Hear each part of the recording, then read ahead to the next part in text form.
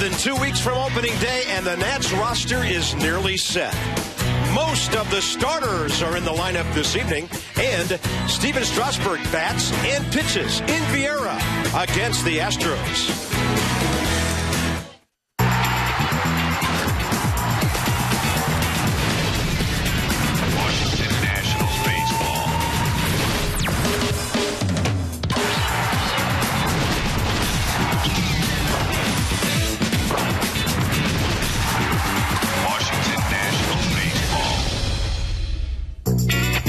The spring countdown is on at Space Coast Stadium.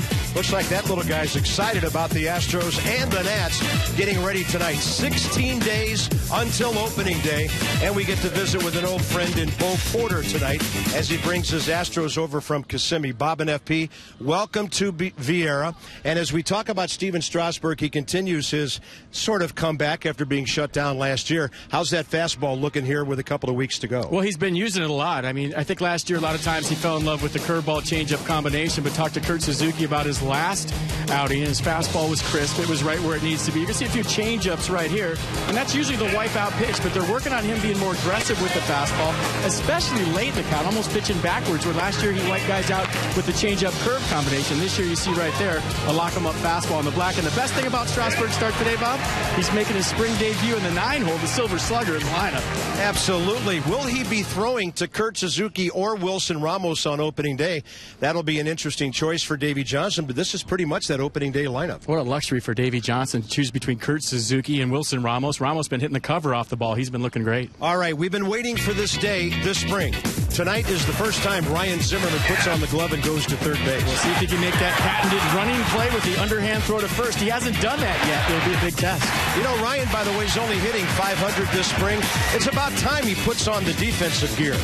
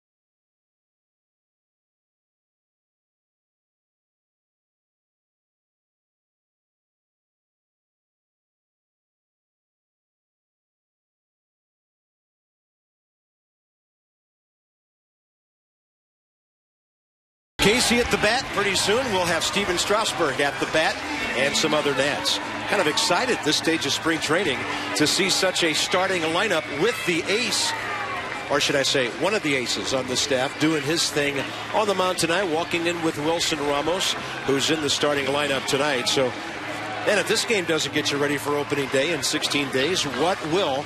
And FP, let's talk about what Steven did as far as selectivity with his pitches last year. Well, you look at the percentage of fastballs, 65%. In 2011, it was 74%. So he went to a little more off-speed last year. He's been working on throwing the fastball with 2 strikes as a wipeout pitch. He always goes to that changeup to punch guys out, sometimes a curveball, but he's been throwing the curveball for a strike early in the count.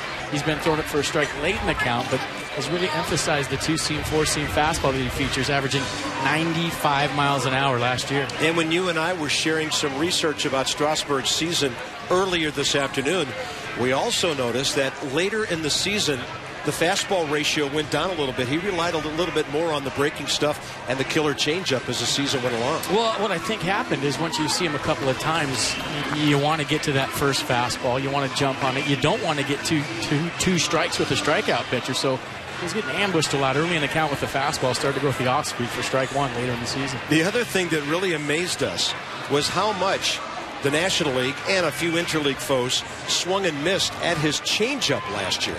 Everybody talks about the mid-90s, high 90s fastball, but I mean, you face guys who can throw 90, 95 and throw it down the middle of the plate. You can handle that, but when a guy's got some devastating sort of off-speed stuff to go with it, there will be some swings and misses. Over half of the time he threw a changeup last year, it did not hit wood.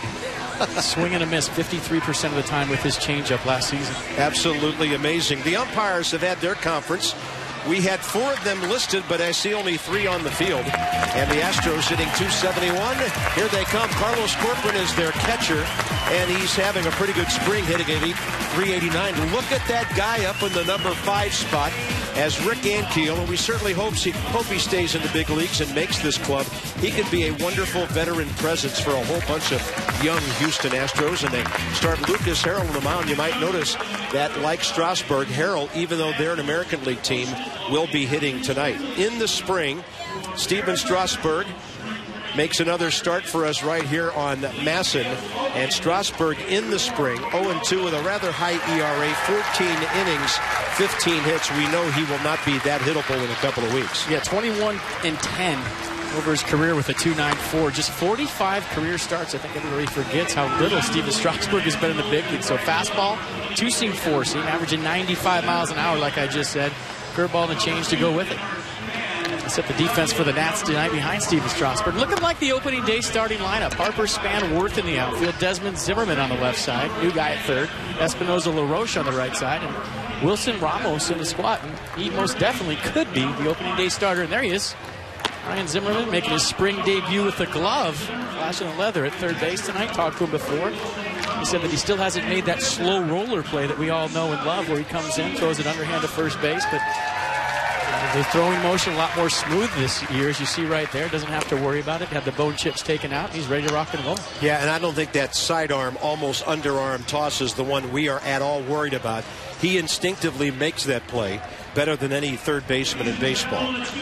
Ed Hickox, Hunter Wendelstedt, Laz Diaz, and Paul Nart listed as the umpires, although only 3 of them are on the field, and I think Hunter Wendelstedt may be the one that's not here.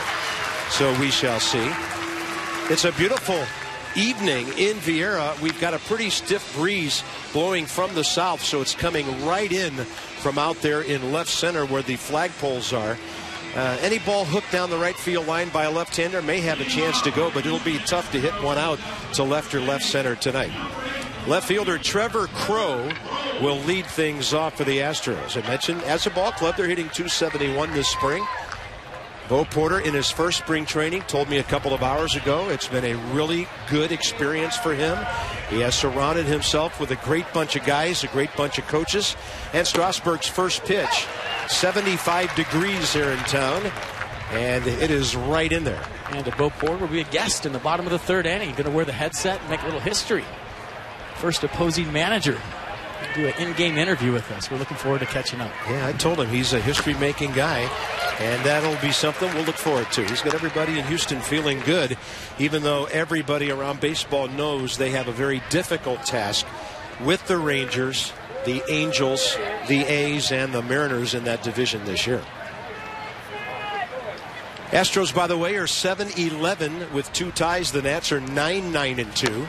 Strasburg moves Crow back at a count of 1-2. Kind of strange tonight. The Astros are going with their hitter, Lucas Harrell. Their pitcher, Lucas Harrell, hitting tonight. Bo Porter said he wanted to keep it the same, and they're in an American League. You'd think they throw a DH in there. They're going to let their pitcher hit. Yeah, and as long as the teams are okay with it, one team could DH and the other could hit their pitcher. But this is the kind of time of spring training, 2 weeks to go, when the Nats want Strasburg, Gio, Jordan Zimmerman, Ross Detweiler, Dan Herron to start taking some cuts. Space Coast Stadium holds 7,200. Nats are averaging just under 5,500 paid a game. Another 1-2 pitch. Good job of fighting that off by Trevor Crow off to the left side.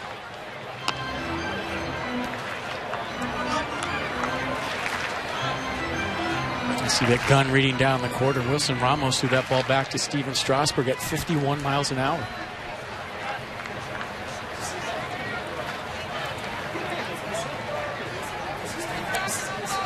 Here's a 1-2. Fastball hit out to left center. Denard Span over to gather it in. Crow makes a big hustling round of first base. And if Bo Porter puts his stamp at a ball club, you're going to see guys do exactly that. They're going to run out ground balls. They're going to run out pop-ups. Just a 96-mile-an-hour two-seamer down and away. Nice piece of hitting by Crow. Took a big turn at first base. And to your point, Carp, watching the Astros in batting practice today, you'll see the fungos throughout the infield. Guys throwing across to first base. Usually kind of getting into it a little bit, not throwing hard. It was like watching a college team out here today in batting practice. They were firing the ball across the infield. We got to see their first-round pick, Correa, play shortstop today. And he'll be in this game a little bit later. But they were getting after it. Yeah, can't wait to see Carlos Correa, everything we've heard about him. Another one of their top prospects. Domingo Santana, an outfielder, in the dugout right now. Brett Wallace is the hitter. 26-year-old left-handed swinger. They got him from Toronto about 3 years ago in a trade. He is a good-looking athlete, and he's a very rangy shortstop. There's been a lot of comparisons to A-Rod. Watching him take ground balls at shortstop today, and I knew Alex when he was 18 years old. It was eerie. I mean, they are dead on. Strasburg, 94, that fastball running outside. 1 ball, 1 strike.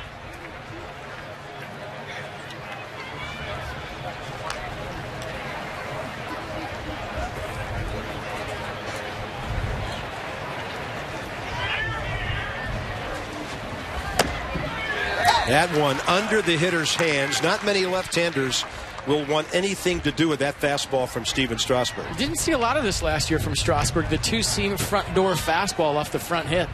He'd run it into righties a lot, but if you can add that Racer X fastball right at your front hip, run it back for a strike at 94 to 96, look out. Brett Wallace, 253 for Houston, just 66 games last year. He's a third baseman who's got some pop when he's healthy, but he was hurt. Gets that ball up in the air to left. Bryce Harper has to come in, and he can't get it. The wind just knocked it straight down. The sun kind of off to the left, but in Bryce's eyes a bit as he went after that one. And we talked about that breeze. That thing got up there and just died on him. It'll be 2 on, nobody out. I see the swing here from Brett Wallace. Good curveball by Strasburg down the zone. Wallace digs it out, but watch the route by Bryce Harper. That'll tell you a little bit about the wind in left field here at Space Coast today. And I'll tell you what, Carp, as an outfielder in spring training, whether you're in Arizona or Florida, you cannot wait to get on that plane heading north and get out of these circumstances. Sun, wind, lighting's not the greatest. Get to a big league park, you see that ball, you don't have to deal with the elements during the season like you have to down here in spring. And they've given a base hit to Brett Wallace. Carlos Pena hitting 276. One of the most intriguing pickups by the Astros during the offseason. Hit just a $197 with 19 home runs last year in Tampa Bay. And he struck out 182 times. Contact has been a big problem for him the last couple of years. And he has struck out 12 times this spring. But he's hit 3 home runs, driven in 6. Well, he's the veteran presence in this lineup on the field. Ricky Ankiel probably make the team as a 4th outfielder and be the veteran presence off the bench. But when you have so many young players and you're trying to do it the right way as Bo Porter is, you need that veteran influence, and that's Carlos Pena.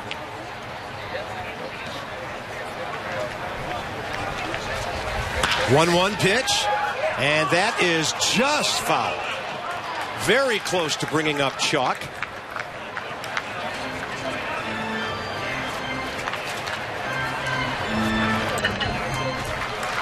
See Paul Howard at first base doing the limbo. Line drive coming at you. Look out. Got to turn around and make the call. Find the baseball. Well done. It's not a fun call for a line umpire. The ball right at you. You got to get out of the way, spin around, and see if it's fair or foul in a split second. Yeah, and there are times in games like these with 3 umpires that the home plate umpire has to make that call. If that ump is over at second, the other one's at third. We've seen line drives down the third base line called by the home plate umpire this spring. Time given. Counts 1 ball and 2 strikes. Strasburg looking for his first out in the top of the first. Well, this is the count that he usually goes to at bread and butter wipeout pitch, the changeup. Let's see what he does. High chopper. Charged by Danny Espinosa. Only play first base. Taking a small glance to second. Pena moves up the runners. First out. Going to bring in Fernando Martinez, the right fielder. It's as good as a bunt for the Astros. Pena, a little chopper to Danny Espinosa. Thinks about going to second base. And the only play was at first, but both runners advanced. Second and third, 1 out.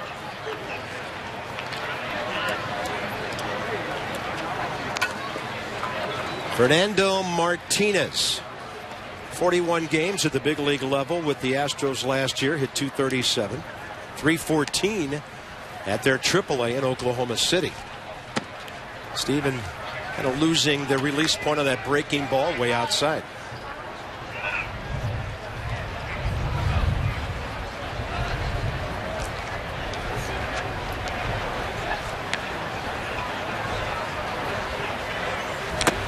Then a nasty breaking ball to the left-handed batter. That's the thing about his off-speed stuff. The curveball or the changeup, he'll throw them to righties and lefties, both of them. Yeah, that's the disappearing one right there. A nasty curveball. Down in the zone. Got on top of that, threw it hard.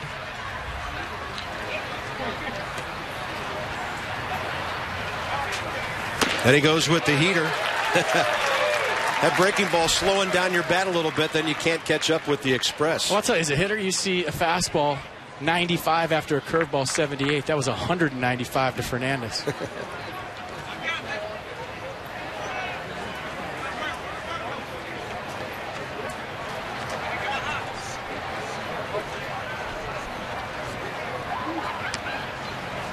Martinez holding those hands low, batting in the cleanup spot tonight. A homer, 5 RBIs this spring, batting .348.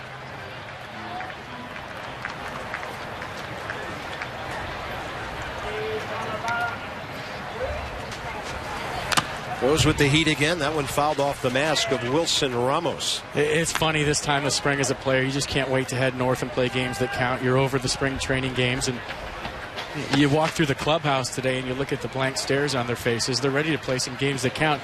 You and I come down here. It's our third game. We're all excited, ready to do a game. And they're looking at us like, well, what are you guys so excited about? We want to get the heck out of here, head north, and get to opening day. Well, more so this year than in other years because, I mean, this ball club's been pretty settled from a personnel standpoint. Maybe a bench spot or a bullpen spot to be had by somebody. But we pretty much know who's going to Nationals Park to play the Yankees on the Friday before opening day, and then of course that Monday, April 1st against Miami. So it's just a matter of getting your work done and trying to stay fresh now. Ball club like Houston, they need these next 2 weeks to figure out who their guys are going to be. Yeah, I wonder if there's another team in Major League Baseball that has 24 guys that know where they're going. I mean, they could pack your boxes right now, get your apartment, condo, house set up in D.C. That's the projected opening day lineup you're looking at right there. Maybe a Wilson Ramos or a Kurt Suzuki. Still don't know what's going to happen right there, but 24 guys know absolutely what they're doing on opening day. Not too many teams can say that. And a 2-2 right by him. 96 tailing down and away. That's 2 outs. The Strasburg strikeout capability with runners in scoring position. I get really excited when I see Steven Strasburg strike out guys with the fastball. We all know about the curveball combination. Watch the late swing right there from Martinez on the 96. But he usually goes to the curveball changeup for the punch out. And when he's throwing fastballs by guys in a 2-strike count, you know he's got his great stuff. Well, one of our favorite guys, Rick Ankiel, center fielder. And I'll tell you, it's not just because he's a veteran guy who's great in the clubhouse, plays great defense, can hit for power. He's having a great spring, hitting .440. Well, he's going to make the team, talking to some Astros people today. Well, why wouldn't you want a guy like that on your team? Nats fans know all about Rick Ankiel, the strong arm in center field. And as far as I know, he's still the only guy who's ever played for our ball club who hit a home run in a game and then sacrificed bunt the next time up. He just wasn't feeling it the next time. He didn't like the matchup. That helped the Nats beat the Braves one day, and that's a day that you just don't forget because that sort of thing is so unique. If Steven Strasburg watched Rick Ankiel last year, he knows that with 2 strikes, you climb a ladder and throw a fastball in his eyes right here. Yeah, Rick's not always in there to make little contact on a 2-strike count. So it's 1-2. It's been a long first inning, couple to dozen pitches. He goes with the breaking ball and locks up Rick Ankiel, painting the outside edge with it. Couple of hits and then 1, 2, 3. He's ready. Take him north.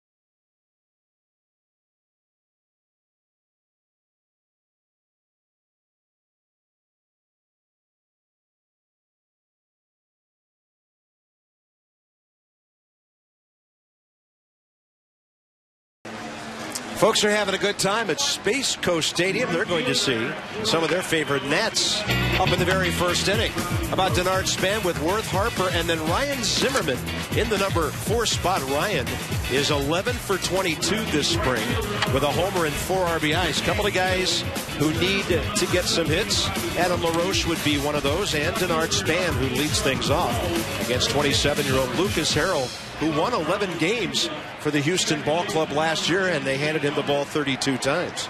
He's got a little right groin strain right now.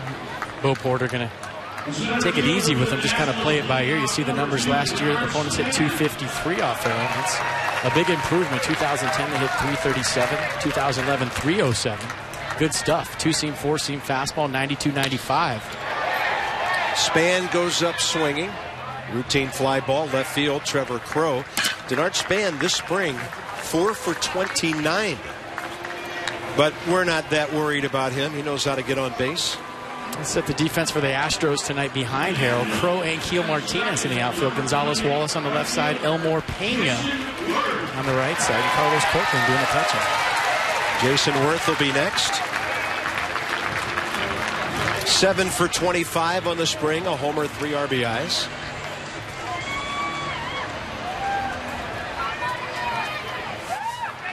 Jason likes to look at a lot of pitches in the spring, but for the most part, he's put the ball in play. He has struck out 4 times.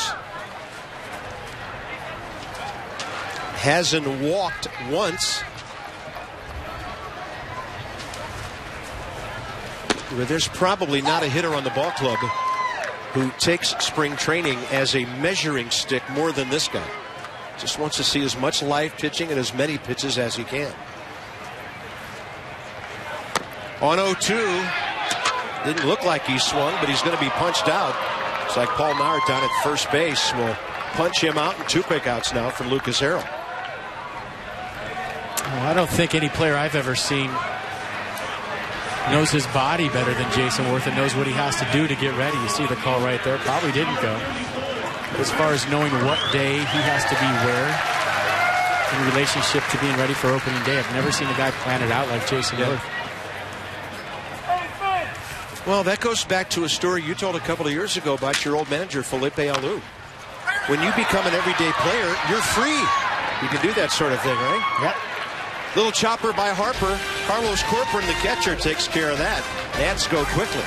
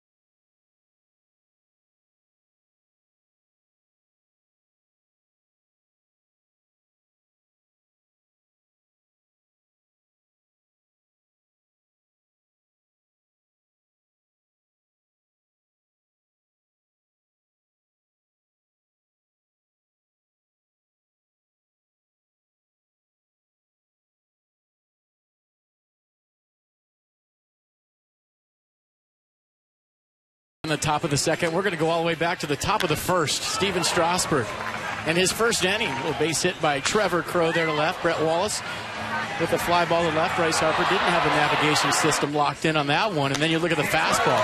A challenge fastball by Fernando Martinez, and then a backdoor hammer to Rick Ankiel, who all of a sudden knows what it's like to face Steven Strasburg. 25 pitches, 19 strikes in a very long first inning. Carlos Corcoran, the catcher, will be leading off for the Astros. 27 games at the big league level last year. Hit .269, .286 at AAA. Corcoran just turned 29 years of age from Puerto Rico.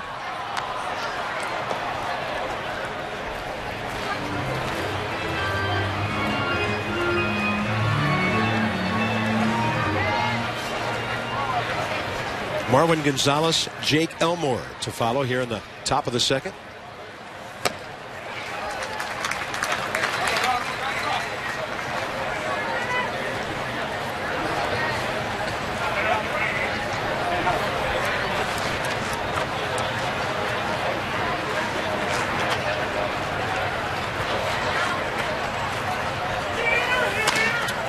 Sounded like a broken bat. See, I told you he didn't have to practice that throw. Ryan Zimmerman could charge a ball on December 20th and make that play. Well, first thing I asked him today is, have you done the slow roller play? You know, the one we like where you run in and throw it underhand? And he said, nope, that's the only thing I haven't tried. And wouldn't you know it, the first try for him, the first test out of the gate, his first game on defense this spring is just that play. And check that box. Yeah, the instinct box has been checked. Gold is gold. It doesn't matter when you throw it out there. He could have started opening day and been just fine. Shortstop Marwin Gonzalez next. 24-year-old from Venezuela. I'm liking the fastballs from Strasburg tonight and the command. 95, 97. He's hitting his spots. Location has been great with the heater.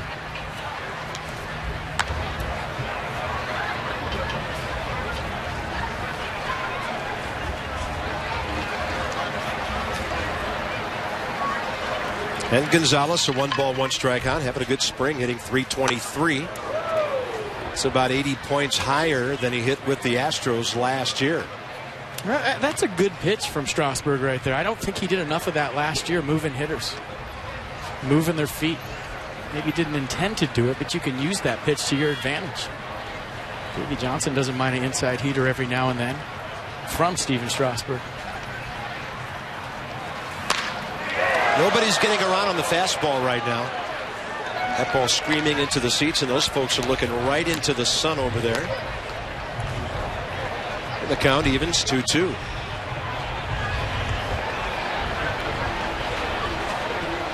There's your view if you're a camera over on the side where that line drive went out. The human eye is a little more efficient than that, but that was a screamer. Now he goes down and in. Nifty play. Gold Glover, Adam LaRoche. Making things look ridiculously simple at first base on occasion. In that sequence right there, you don't want to get too deep into sequences in spring training. Great play by LaRoche on the short hop. That's just another ho-hum play by the Gold Glove first baseman. Made a very difficult play look easy, but for Strasburg right there was times last year when a guy would be late on a fastball, hit it over his own dugout or over the third base dugout, and he would come back with a changeup or a curveball and maybe speed up the guy's bat and give him a chance because he was looking for that punch out. What did he do right there? He went fastball away to a fastball in the inner half at 96 to get that out. Like it. Second baseman Jake Elmore is next. He was with Arizona for 30 games last year. Look at Espinosa, and safe at first on a bang-bang play. Everybody did everything right. Espinosa, LaRoche, and the hitter hustling out a base hit. Well, maybe everybody did everything right, but Paul Maurer. Let's check that one out again. Spring training for the umpires as well. Let's see if he got that one right. Not an easy call. Great play by Espinosa, throwing across his body.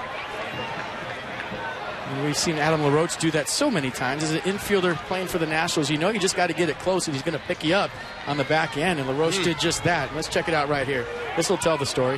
Huh. Wow. Couldn't have been closer. If it was a tie, it goes to the runner, and Lucas Harrell will have an AB here. He can handle the bat. He has a 145 career average. He's been instructed by Bo Porter not to swing the bat tonight. Let's see if he listens to his new skipper. That's interesting. Well, I just don't know why they're having their pitcher hit. Yeah.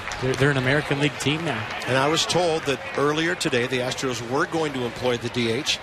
And then they called the Nationals back shortly thereafter and said, we'll go ahead and hit our guy. It's crushed Bo the first game on the air. Bo, why is your pitcher hit? You're an American League team.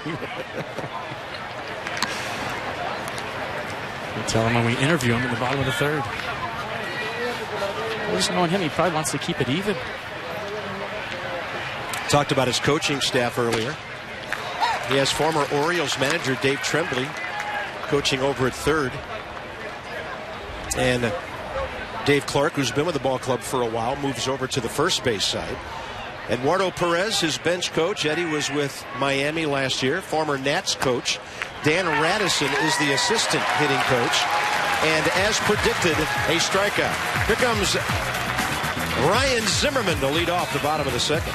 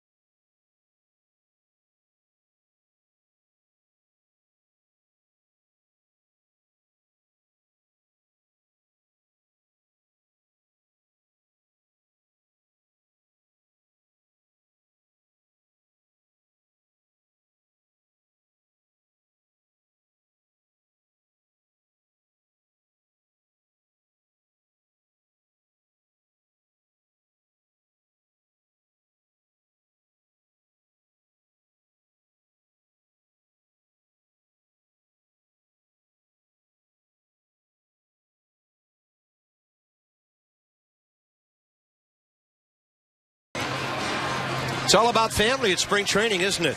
The little Roches have been well represented, so are the Worths. And a reminder, Nats fans, you can get your 2013 season plans at pricing from last year. Go to nationals.com/2013. This special offer expires March 31st. We're going to the bottom of the second. Ryan Zimmerman, Adam LaRoche, Ian Desmond, and Ross Detweiler. Ross is hitting fourth this inning? Well, it's not that late in spring training. Hey, Ross, thanks for putting the headset on. Thanks for joining us. And tell us how cool it was to be part of the WBC as you represented our ball club and our country.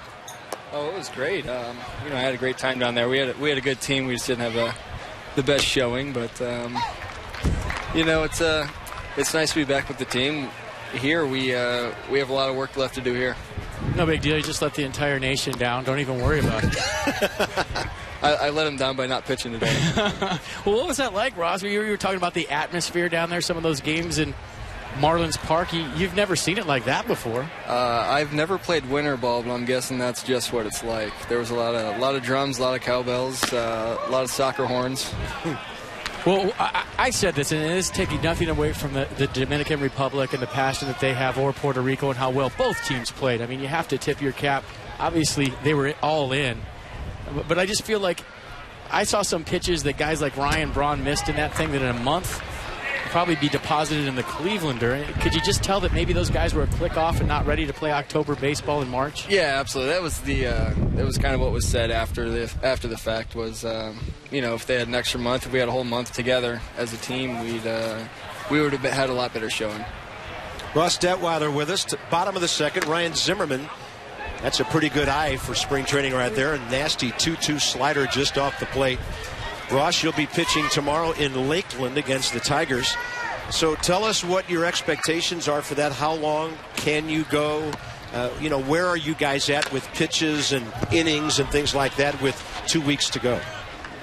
I think I'm going to be a little bit behind everybody else, but I'm going to have the extra 6 days during the season. So, I'm just going to go until they take the ball out of my hand, and it's just like a normal start for me. I'm guessing 60, 70 pitches, somewhere around there. 3-2 to Zimmerman here, leading off. Ryan gets a fastball, chops it up the middle, gloved by Marwin Gonzalez, and he gets him. And Gonzalez ends up in right field after he makes that play. Yeah, I thought that ball was coming right at me right there out of his hand. All right, representing the USA, Gio had an unbelievable game, 5 innings, 5 strikeouts. Royce, you did so well. We're proud of you, buddy. 3 strikeouts without giving up a run. What a nice showing by you two lefties. Yeah, we, I think it was fueled by last year, kind of losing that game 5. We had a tough off season, and we were just coming in spring ready to get after it. And how cool was that watching Gio, because he had to be amped in his hometown for that start of his? Yeah, absolutely. I think the entire town of Hialeah was out there again, as they always are. And, and he bought all the tickets probably again. And he's playing for free again. So. 1 ball, no strikes to Adam LaRoche. I mean, between your winter trip with General Dempsey and the USO and traveling to undisclosed places around the country for the troops and playing for Team USA, I think you're Captain America, not David Wright. Yeah, I didn't have 10 RBIs, that's for sure. Is there any truth to the fact that your place this year is on Embassy Row? There's no truth to that. No truth to that. 2 balls and no strikes to LaRoche, and Adam will take 1 low. Well, Ross, you'll be glad to know, and I'm sure you've already looked at the lineup card tomorrow. You'll have Danny Espinosa, Bryce Harper, Lombard Ozzie, Ian Desmond, Kurt Suzuki with you. You won't have to hit because Chad Tracy's the DH. Yeah, I'm not sure who they're throwing at us, but I don't think I want to step in there on Verlander. Adam LaRoche walks for the 4th time this year. The Nats have their first base runner. Well, you've been gone for a while, but you're back now. Well, I mean, this is a time of year when, as a player, you're just like, Uncle, I need to go north and play games that count. And you see the guys here. It's been an extended spring training because of the WBC. Do you get that feel right now? The guys are kind of gearing up and over being down here in Florida? Not really. This is my first day back, so, it's kind of like spring training starting all over for me. But, everybody looks pretty good. The stars are getting stretched out a little bit, so that's...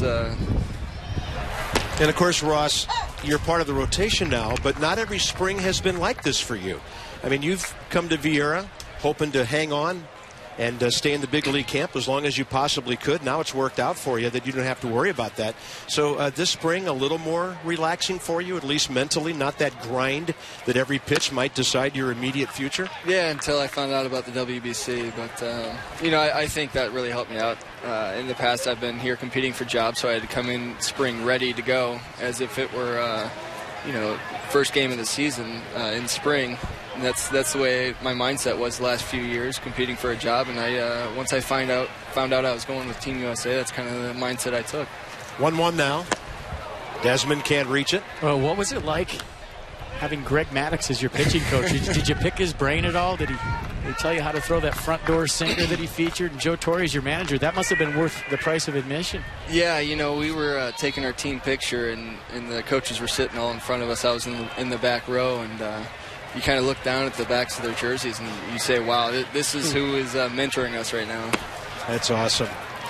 Hey, Ross, congratulations on your success on the international level, and we'll look forward to that in the National League this year. Always good to have you with us, buddy. All right, thank you very much.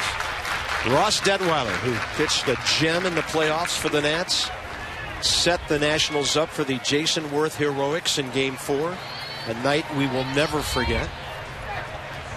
And a 2-2 to Ian Desmond, who's batting .273 on the spring. Got a breaking ball he thought he could work with. 2 outs. And I thought the catcher was going to walk off the field and let LaRoche take second base. Yeah, it's catcher balk by Corcoran. Carlos Corcoran thought there were 3 outs. You see just a pretty good hammer right there from Harrell. 12-6 variety. Corcoran thinking that's the 3rd out. Maybe not. It'll bring in Danny Espinosa. And we talked to a more relaxed Danny Espinosa last week. He's hitting .316 here. Hasn't left the yard yet. And a 1-hopper right to Carlos Pena. Nats go quietly without a hit in the first 2 innings. No score. Astros, Nationals.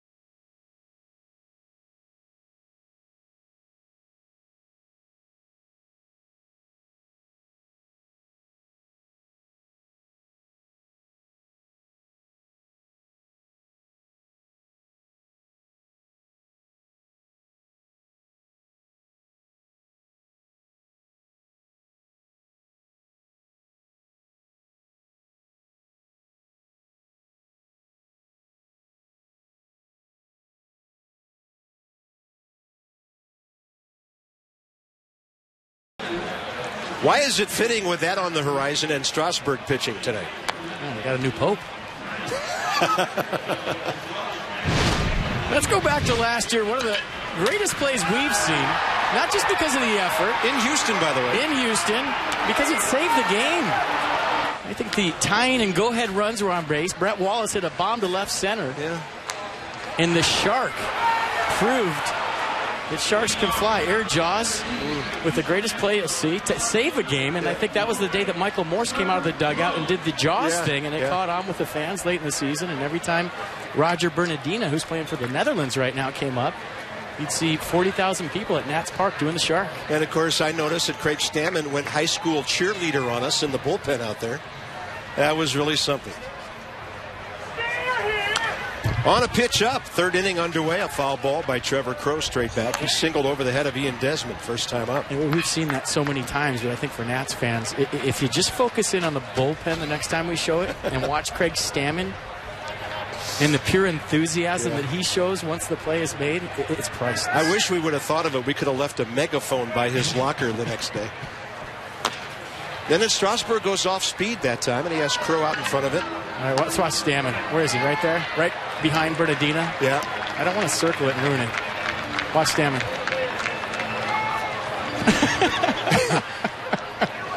Yeah, Craig.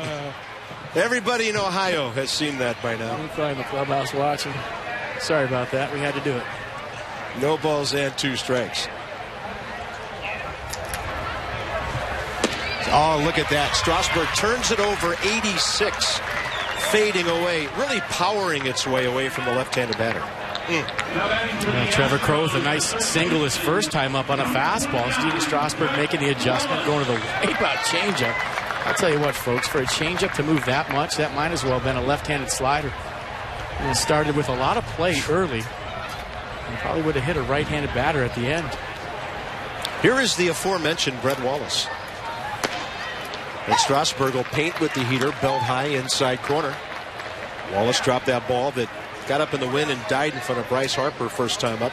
Since then, Steven has retired 7 of the last 8 Houston hitters.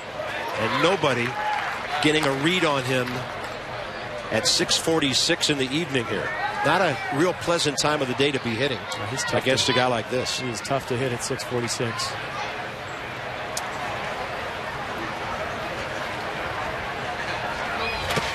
There's the breaking ball. He's pulling out the entire repertoire here, starting his second time around the batting order. And I think Brett Wallace was asking Ed Hickox if he fouled it off. If you look at the 12-6 curveball. Nice block by Wilson Ramos on strike 3. That ball shoots to the backstop. You never know. So good curveball. Nice stop by Ramos. 3 strikeouts in a row. 5 in the game now. Strasburg 25 pitches first inning. 14 in the second. And through those first 2 innings, he had 30 strikes in those 39 pitches.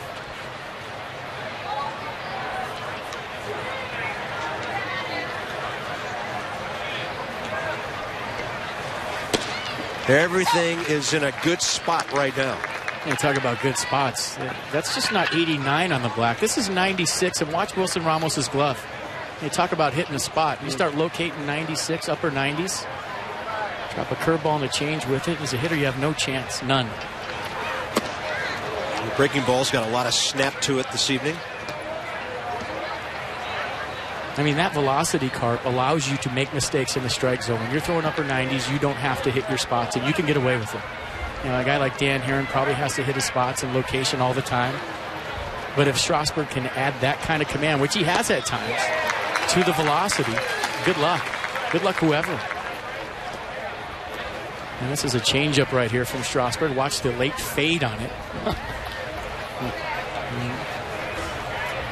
Just put him on a plane and send him to D.C. He's ready.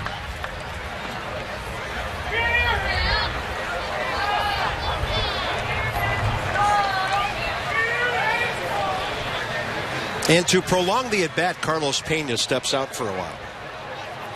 He wasn't ready to put his first baseman's mitt on just yet. And a 1-2 pitch. And that is our first severe jammage of the spring right there.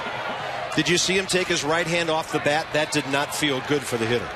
He almost took his right hand off his body. That was 96 miles an hour on the black. 2-seam variety trying to get back in the strike zone. Ouch. For Carlos Pena, you've seen everything but the kitchen sink. Fastball, curveball, changeup. As a hitter with 2 strikes, you have to dig in, respect upper 90s, and adjust to everything else. And a 1-2 again. 97, just a little low.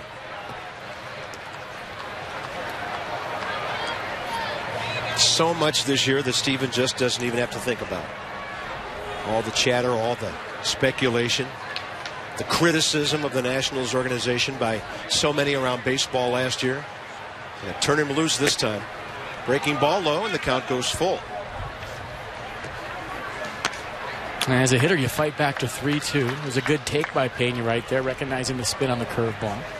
Seen a lot of guys swing over the top of that bouncer with 2 strikes. Now you have the luxury of sitting fastball. You dig in and say, if he throws anything else, he's got me. I'm going to look stupid, but if he throws a heater, I'm on it. Oh, and he throws him a changeup on 3 and 2. Not fair. 4 strikeouts in a row, all 3 swinging in the top of the 3rd inning of a scoreless game.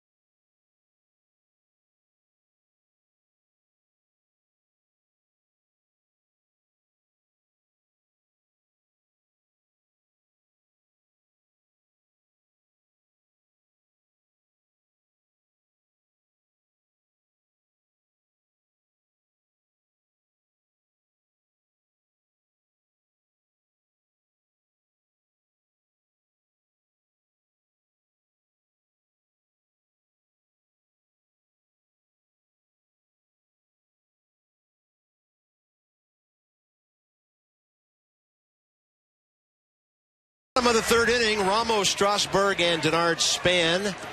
And as they pour some drinks upstairs, we get to welcome one of our favorite guys. Bo Porter, congratulations on your wonderful opportunity to be a big league manager. We wish you well with Houston this year. Oh, thank you, guys. I really appreciate it, and thank you guys for having me on. We understand that you've done a pretty good job of getting the folks fired up there deep in the heart of Texas. How do you feel about this ball club? You've got a lot of youth on the team, but you've got a couple of old veterans to show some guys some things to be handled as well. Yes, we got a real good mix. We have a bunch of young promising players. At the same time, we made sure that we put some veteran guys into the clubhouse as well, and they were pretty much handpicked as guys that we knew would not only help us on the field, but they will also help us in the clubhouse as well. And, Bo, we talked earlier in batting practice today, and I said, what's your deal? What are you doing here with this ball club? And you said it's about the process. Could you explain that a little bit? Well, everybody has a starting point, and everybody has a, desired result in which, at the end of the day, you want to get to that desired result. And, we focus on the process, and our staff, we've, talked to the team about that from day one. In order to get the desired result, you have to take care of the process. And if you take care of the process, which is everything in between, your starting point and the end result, you will get the end result more often. By the way, Steven Strasburg hit .277 last year with a homer, 7 RBIs to win the Silver Slugger. He's a .192 career hitter. Hey, Bo, why did you decide not to go with the DH tonight? Well, it's one of those things where it actually gives us an opportunity as a ball club to take a look at some of our guys that may be in pinch hit roles. So, like I told Davey, he put Strasburg into the lineup as the pitcher, but that's just like he has a DH in the game. Okay. Strasburg, a comebacker. Lucas Harrell has been impressive so far. Hasn't given the Nats a hit through 3 innings. And, Bo, playing in the division that you will be playing in, and your ballpark can play small if guys can get up near the lines. How do you feel about your pitching staff? I tell you what, I feel excited about our staff. We have several sinker ball pitchers in our rotation, which obviously is going to be a lot of ground balls, and that's why we've placed such an emphasis on fielding the ball, making the routine plays, and giving us a chance. We also added some power to our lineup with the trade for Carter. We brought Ankiel in. We added Carlos Pena. So we infused some offense into our lineup and some guys that can change the game with one swing. Yeah, that can't be good for your pitcher with a groin strain right there. Lucas Harrell stopping his delivery. Denard Span calling timeout late. Bo, talking about the process, I'm getting back to that because I watch you guys take batting practice today. I saw kids throwing the ball across the infield full speed. I watched Crow on his base hit take a huge turn. I mean, you're trying to instill not only a winning attitude with your ball club, but playing the game right every single day. And I can't tell you how refreshing it was to watch your approach in batting practice today. Well, I said this to the group on day one. There's 2 things that have never changed in this world, and that's right and wrong. So, I mean, you come to the park every day. You come to the park with energy. You come to the park with a focus and the way you're going to work. And it's like I told them, that gives you the best opportunity to be successful when the lights come on. You can't treat it like a switch. You know, practice doesn't make perfect. Practice makes permanent. And I feel like you're taking that football mentality that you have playing football at Iowa and instill it in this ball club. You can see it. Well, it's something that's, I mean, we talk about the standard of being a Houston Astro, and the standard, not only goes for the Major League Ball Club, it's the Major League Ball Club all the way down through the system. And, we're just going to play the game the right way. And like I said to them, you show up each and every day, you play with energy, you play with passion, you put your best foot forward every day and worry about the things that we can control. That gives us the best opportunity day in and day out to win ball games. Listen to you talk. It makes you want to put the uniform on and play again. It's good stuff. Swinging a miss, and the count goes to 2-2. Harrell took a little bit off, 83 on that off-speed pitch, and the count's even. Bo Porter joining us, about to embark on his first big league season. How's the camp been so far? Is it pretty much gone the way that you had planned on? I tell you what, camp has gone great. We've had a lot of competition, especially when you have a young group, like we have assembled here. There's a lot of competition going on, and guys have, they're actually making these decisions a little bit harder because, one guy would have, 2 or 3 good days. The other guy comes back, he put together 2 or 3 good days. But it's like I told our staff, we've kind of went through that exercise of, okay, if we left today, give me your 25-man roster. And it's amazing how it changes, with different performances. And I tell them that's not a bad thing. That's a good thing. 3-2 pitch with 2 outs, and Span strikes out. Hey, Bo, we know you got work to do with your team coming up. We appreciate your time, buddy. Yes, thank you guys for having me on. I appreciate it. And best of luck to Bo Porter, the new manager of the Houston Astros.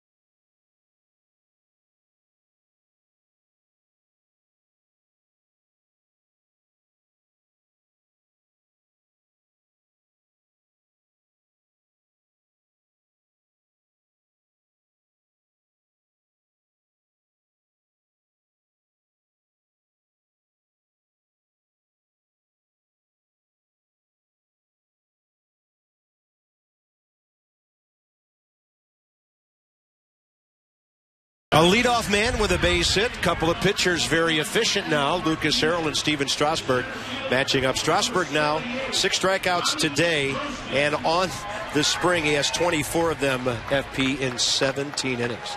He's ready. Call him up.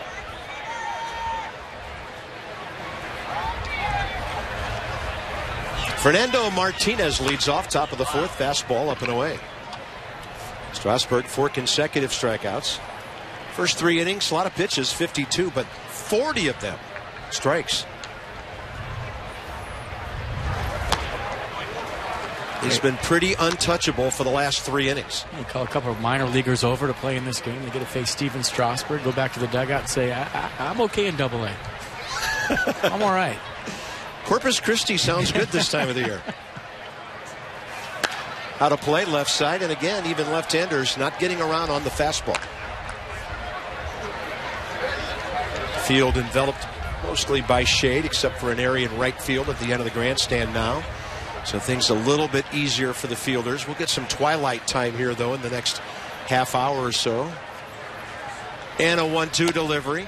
Steven trying to paint under the hands of the left-hander, who he struck out, swinging his first victim for the second out 3 innings ago.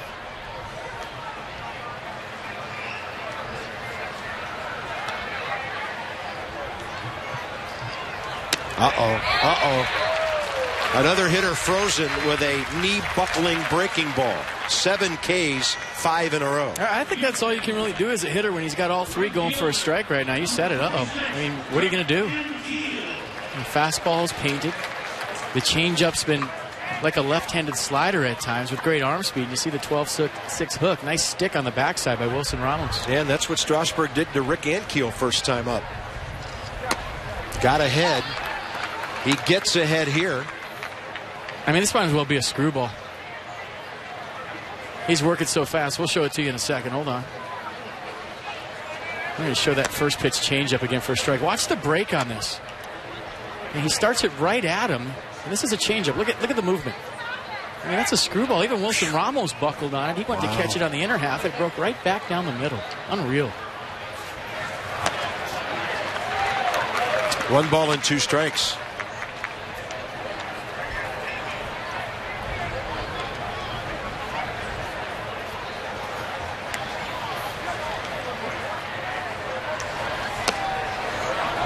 Well, sometimes umpires get fooled like hitters. Ed Hickox just feels bad for hitters right now. Watch the backdoor curveball. Did it catch the corner? No, it's outside. Good call. 2-2. Ankiel gets one in the air to right. Worth back and watching it. And all he can do is watch it fly out of here. Rick Ankiel puts Houston on top with his 2nd home run of the spring. So 1 pitch after he might have gotten the strikeout, a fastball leaves the yard. Oh, Nats fans have seen that swing before. Fastball in the inner half. Wilson Ramos setting up in. Maybe wanted to elevate that in a 2-strike count, but Rick Ankiel doing everything he can to make this ball come. I got to say, I don't want to speak for you, partner, but we are rooting for him to make the Astros club. Great guy. Oh, yeah. First pitch changeup. Carlos Corcoran couldn't bend his knees enough to reach it. Houston flashing some power. They've hit 28 home runs this spring. That's 10 more than the Nats. And that was Ankiel's 2nd. He now has 4 RBIs. And he's batting over 440. And this one up the middle. Ian Desmond from behind the bag. 2 down. Space Coast Stadium. Nats home here in Vieira. And a 1-0 ball game on the Rick Ankiel home run in the top of the 4th inning with 1 out.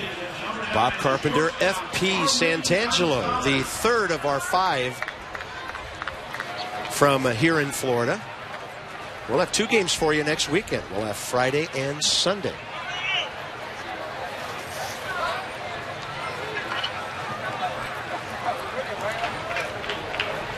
Couple of daytime telecasts next week with the Tigers here on Friday and then the Braves on Sunday.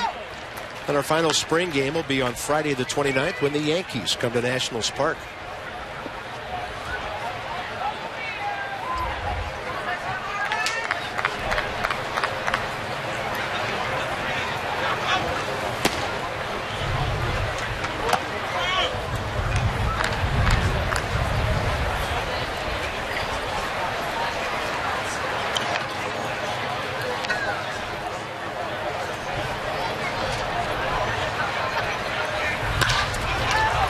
Got inside on the left-hander. Desmond scoops and fires. And Strasburg recovers with a couple of ground balls after the homer. Jason Worth will lead off in the bottom of the 4th. Bryce Harper and Ryan Zimmerman to follow. 2, 3, and 4. All with pop. Straight ahead for your Nats.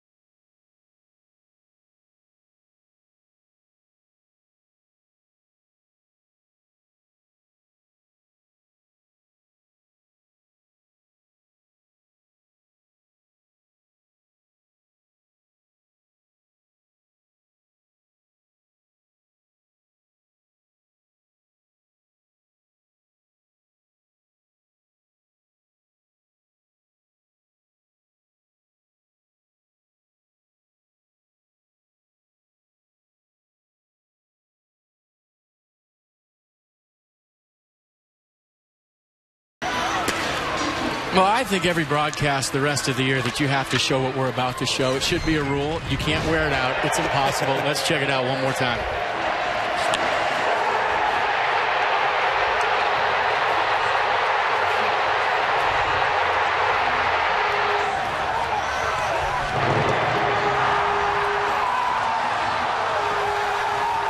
Jason Worth in his major league career has hit 14 postseason home runs and driven in 27 runs.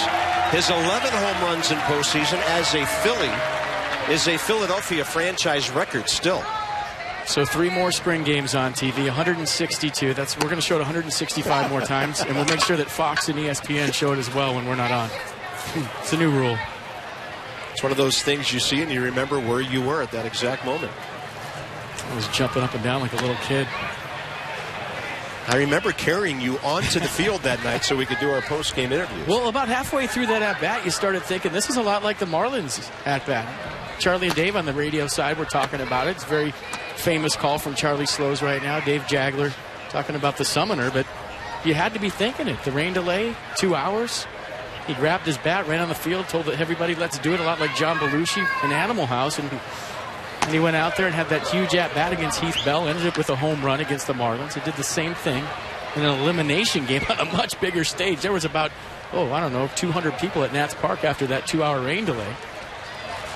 He did it in front of 50,000 screaming maniacs in Game 4. Nats have their second base runner. Worth, interestingly, walks for the first time this spring. Adam LaRoche walked a couple of innings ago. The Nats haven't been able to touch Lucas Harrell for a hit yet, and Bryce Harper will be the next hitter with an opportunity to do that. Good young pitcher, this Lucas Harrell. He won't be 28 until early June. And he went 11-11 with a 3.76 ERA for a ball club that struggled a lot last year. Pitched 194 innings.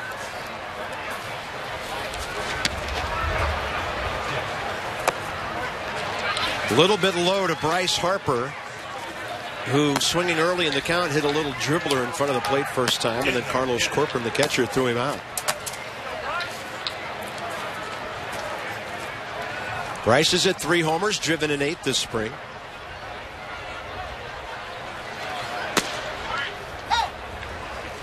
He was joking this afternoon that the one ball club he's had a hard time getting hits against in the spring is the Houston Astros. He's just about punished everybody else, hitting .436 overall. Well, that's good because you won't see him during the regular season.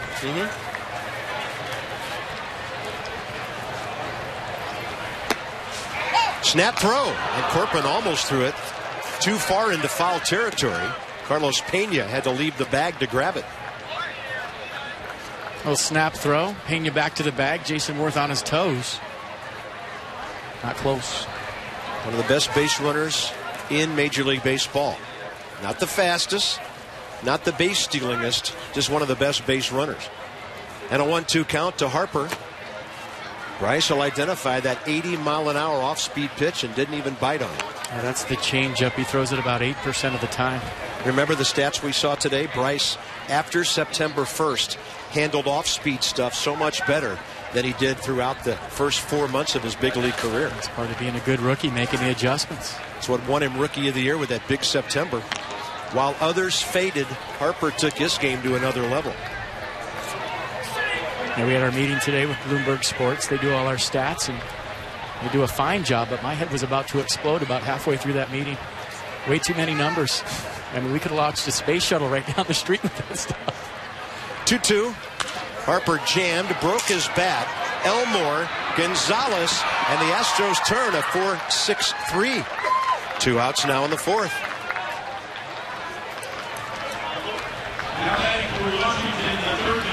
Well, you talk about Harrell and his stuff, Carp. Probably the best guy on their staff. And a fastball 94, changeup 80. That's a 14-mile differential for a hitter. So he showed Bryce Harper the soft stuff, sped him up right there with a mid-90s fastball. Anytime you got a guy that has that big a split in 2 pitches, it makes it very difficult for a hitter, especially if you're throwing him for strikes. Ryan Zimmerman takes a good breaking ball in there. Ryan chopped a ball with a lot of overspin up the middle first time up. And Marwin Gonzalez ranged way behind the second base bag to throw him out. Look at that running fastball come back for a strike.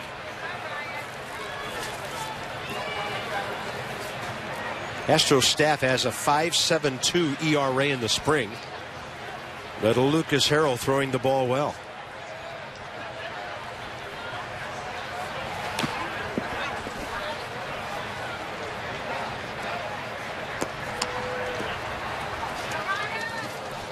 A manager with about as few decisions to make during spring training as any in baseball, Davey Johnson.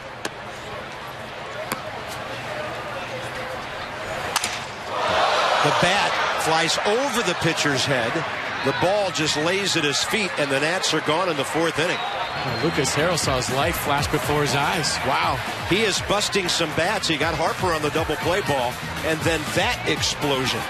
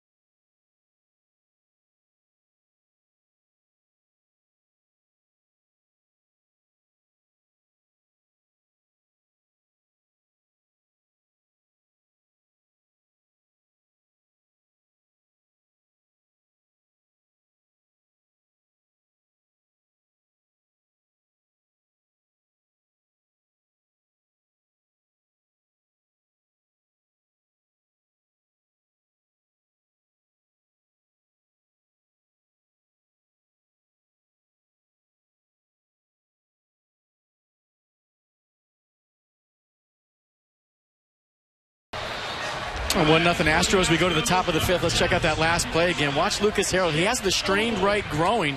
Running fastball on the hands of Ryan Zimmerman. He's got a duck as the bat flies over his head.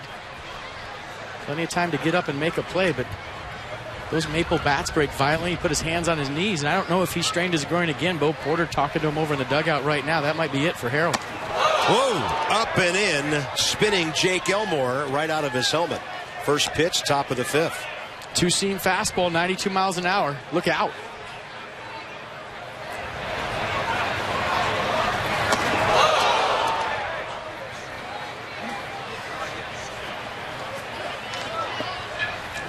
Elmore singled up the middle, infield hit first time. Espinoza almost threw him out at first. Chad Tracy takes over for Ryan Zimmerman. Ryan handled one chance at third base on that charge and scoop throw against Carlos Corcoran for the first out back in the 2nd. Strasburg at the knees, outer half, 1 ball, 2 strikes. And we talked about not fair with that changeup. How about 92 at your head? And then 294 mile an hour fastballs on the outer half on the black for strike 1 and strike 2. He's thrown 70 pitches, 52 of them strikes.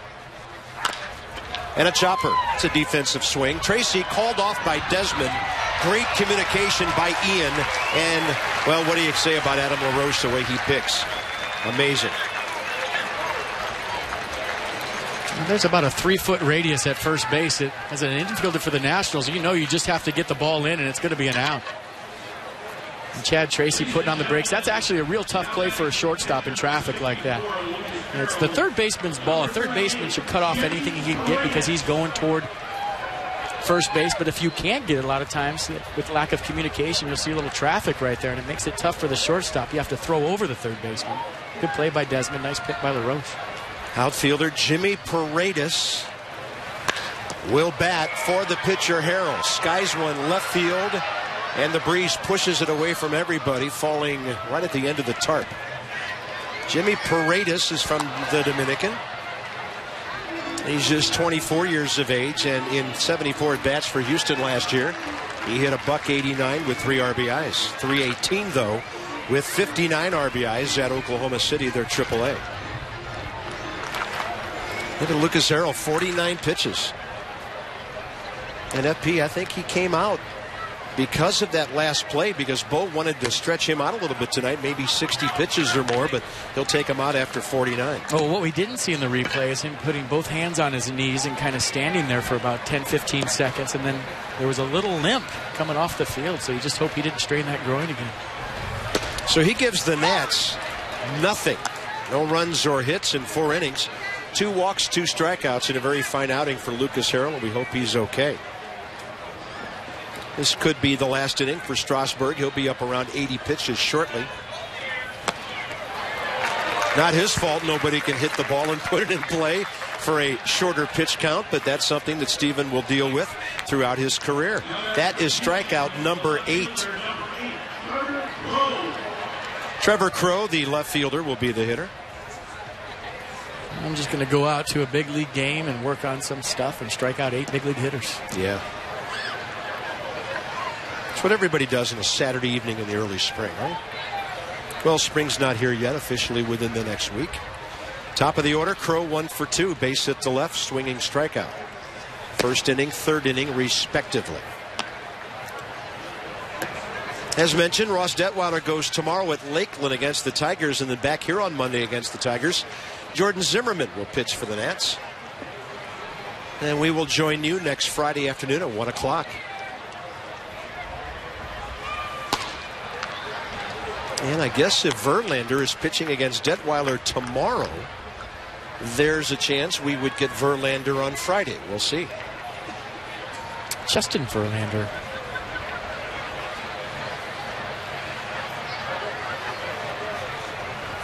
And a 2-0.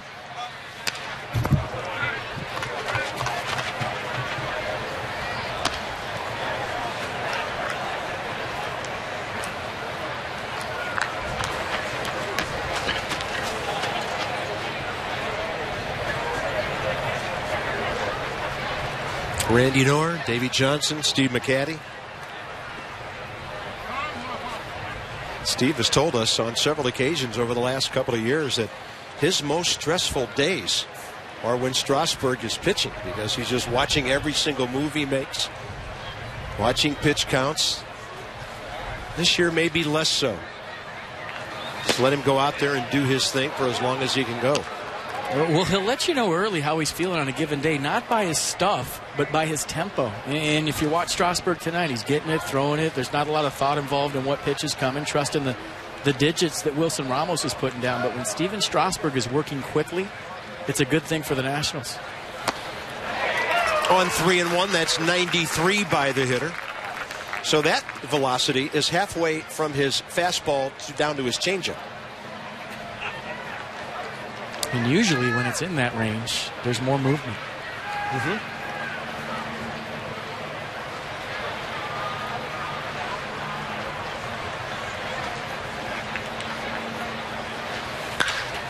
The ball laced to left center. Span unable to reach it. It was twisting away from him. And for the Tigers, for the Astros, it'll be their 5th hit. There's a play at second. LaRoche got in behind the runner.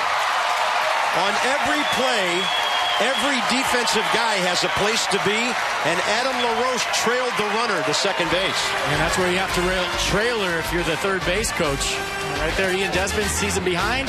Backdoor action, got the out. Nice play.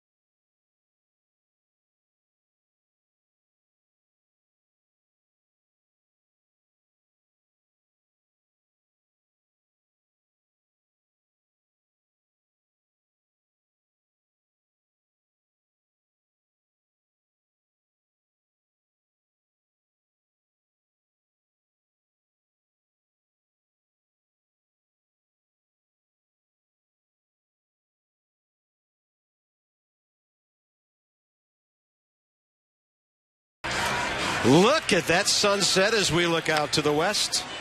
I just didn't. I can't see. Isn't that gorgeous? That is Florida, folks, not the desert. Beautiful evening here. Astros on the guess who? Rick Ankiel home run, leading at 1-0. Get your 2013 single game tickets. You can get them right now, starting at just $10. Go to nationals.com/tickets. The Nats are holding the line on the ticket prices this year. Told you earlier, if you go for a season plan, 2012 pricing.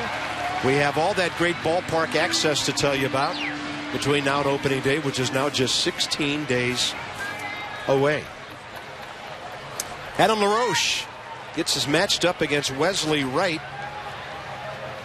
Bo Porter told me before the game he wanted his left-hander in there to face at least one quality left-handed hitter. So here's one of their veterans, Wesley Wright, to face Adam LaRoche, who really handled left-handers well last year. And 3-pitch guy, fastball, slider, curveball. How about that? Nets get their first base hit. I tell you, Adam LaRoche from both sides of the plate last year was so consistent it was almost scary. Not saying it, saving it for the regular season, but Adam LaRoche with the first hit for the Nationals tonight. You see the shift? Not too often do you beat the shift right there. Kept the shortstop on the second base side. A lot of teams on the shift with Adam LaRoche bring the shortstop on the second base side. The Astros decided not to. He hit .268 against lefties last year, FP, and that's just 5 points lower than he hit against right-handed pitchers. He hit 1/3 of his homers from the left side. So there's the lefty-lefty matchup Bo Porter wanted, and deeper into his bullpen now. What happened to tequila?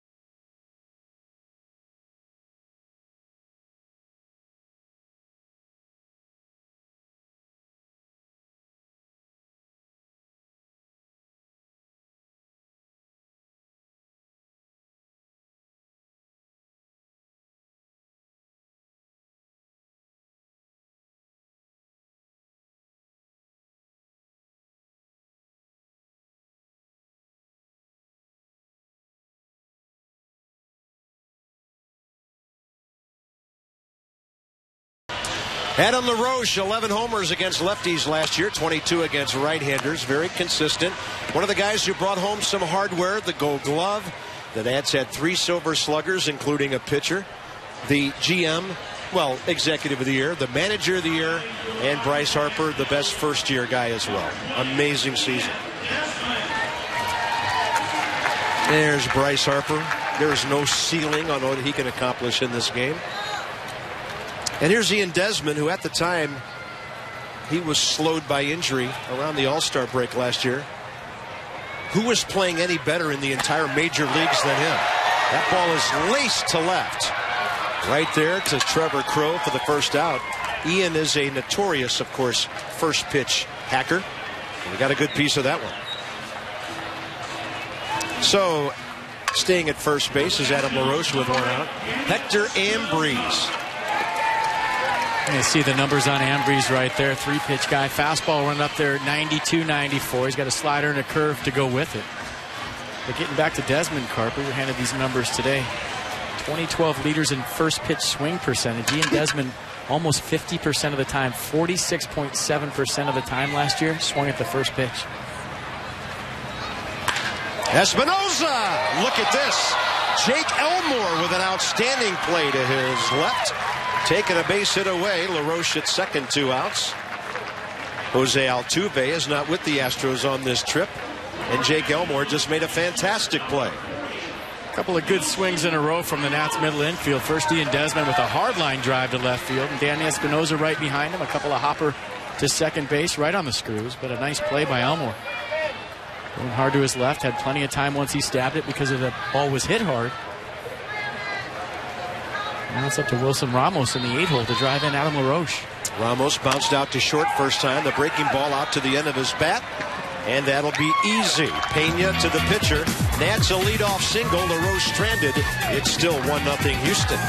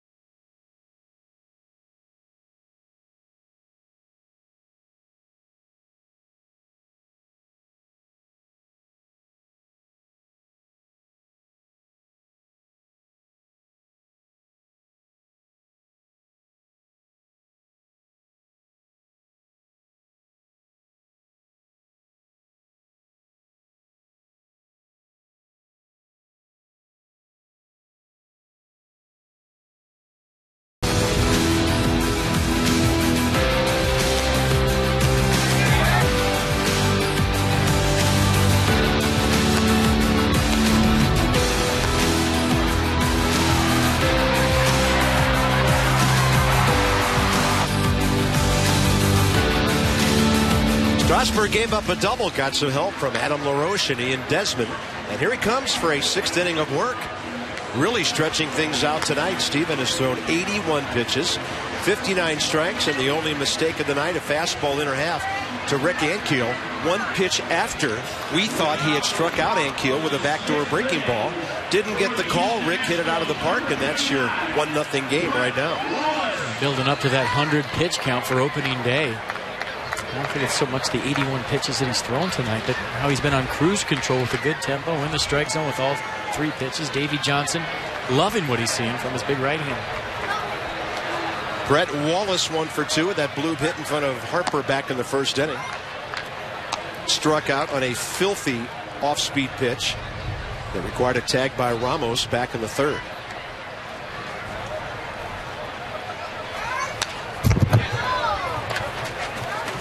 You see that pitch right there that Brett Wallace just fouled back? When you're facing a guy like Steven Strasburg on a night like tonight, you have to put that pitch in play. You get a mistake at 93 up in the strike zone, that's your cookie. That's what you were looking for, and now you got to fight. And a 1-1 is sailing outside at 94. And Carp, that holds true for every hitter and every at-bat, but more so when you're facing the elite guys. They'll give you one to hit, and you better put it in play. If you don't, you're in trouble. Target's in. It's getting to that twilight time now here, just short of 7:30 local. We are expecting to see Craig Stammen, Drew Storen, and Henry Rodriguez this evening. If Strasburg can get through the 6th inning, Davey can look at all 3 of those guys 3 outs at a time. Tyler Clippard will get some work tomorrow in Lakeland behind Ross Detweiler, who starts against the Tigers. And as we mentioned earlier, the Nats back here on Monday against the Tigers. Jordan Zimmerman facing Detroit.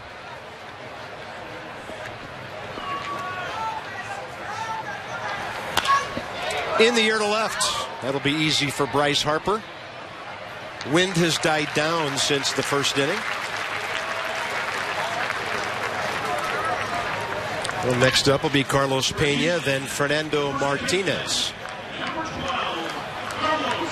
last big league season for the skipper, Davy Johnson. I should say last big league season as a manager.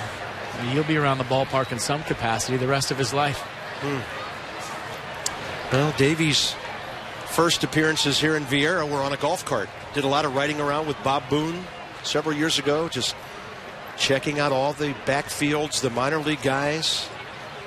And you could almost see the wheels turning in the heads of those two great baseball men as they made their way around this camp. They just aren't the kind of guys who need to take out a notepad and write a whole lot of things down. They see a kid, they file it away where it needs to be, and they were a great help in the early days of this organization turning this thing around. 1 ball, no strikes. And a ball popped up to the left side. It will drift into the seats. But don't you, I mean, no offense to whoever was here before in whatever capacity, but don't you have a feeling that when this guy took over, that the whole swagger and attitude of this ball club changed immediately? I mean, nothing about X's and O's, nothing about lineups putting in there or moves being made during the game. I think there was capable people here before Davy Johnson. But when you talk about the team and the attitude and the swagger and the confidence level that this guy's instilled, maybe throughout the whole organization and not just the 25-man roster here, I mean, it changed from day one. Like, you're ready to win. Let's do this. And if you can think of another name to add to this list, FP, please let it be known. But I'm thinking about 2 managers who were really outstanding players who became really outstanding managers. Davy Johnson, Joe Torre. It's a transition that great players have seldom been able to make into becoming Hall of Fame type managers. Well, you know why? Because they really don't know what it's like to fail. Whenever you have a great player that becomes a hitting coach, he doesn't understand why you went over your last 20. Whenever you have a great player become a manager, most of the time they have trouble understanding why you're struggling. They don't know what it's like to be a bench guy. And when you talk about Davy Johnson, he's done a great job of relating to everybody, whether you're an everyday guy, a starter, a reliever, a bench player. If you're part of the team, you're part of the team. But I think it gets back more to the whole confidence thing and the swagger, and you're a direct reflection of your skipper. And we've seen that from day one with Davy Johnson and what he's done for this ball club. Well, we thought Strasburg might have had a strikeout on that 1-2 pitch. Now it goes to 3-2 on an experienced hitter in Carlos Pena. And he misses low, and the Astros have a runner aboard with 1 out in the 6th. That is Steven Strasburg's first walk tonight, and that'll be his last hitter of the night. He'll go 5 1/3. Robbie Grossman, a left-handed pitch hitter, coming in. Steven Strasburg coming out, and a pretty dominant performance tonight.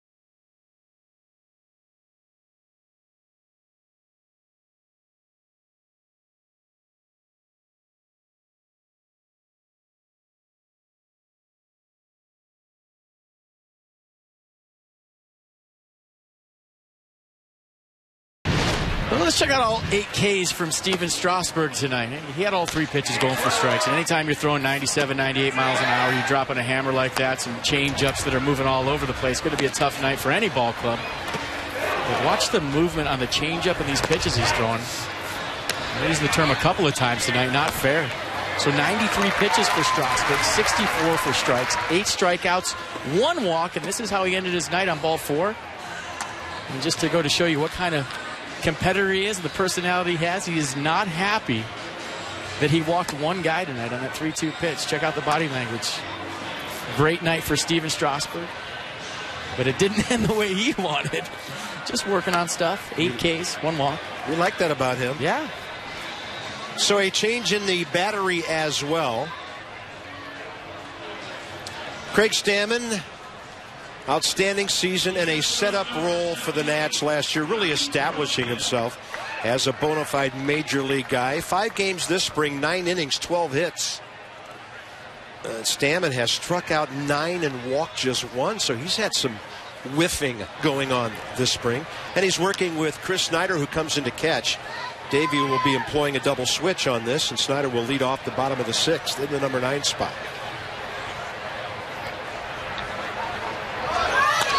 On a ground ball with the runner on the move, Robbie Grossman grounds out to Danny Espinosa for the 2nd out. Another shot for Rick Ankiel here against a former teammate. Ankiel's 2-strike, 1-out blast back in the 4th, the difference in this game. I was shocked last year that nobody picked up Rick when the Nationals let him go. I thought for sure he'd land on his feet somewhere. There was talk early that he was going to sign with the New York Yankees, but you know, he had his struggles as a National last year. There's no doubt about it, but I felt like he had lots of game left in him. And kind of shocked that he didn't latch on with somebody last year. Here's a 4th-inning home run from Ankiel. Fastball with 2 strikes. Down and in. Just dropping the head on it. Wind blowing out to right. That has been the only run in this ball game. Rick opened the season on the DL with a bad quad last year, activated middle of April. He had hit .239 with 9 homers for the Nats. The year before that in 122 games.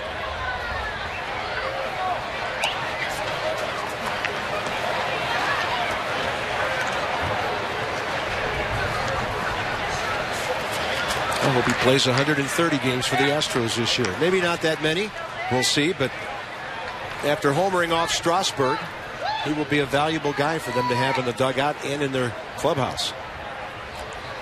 1 ball, 1 strike. Rick's having a good spring, as we mentioned earlier.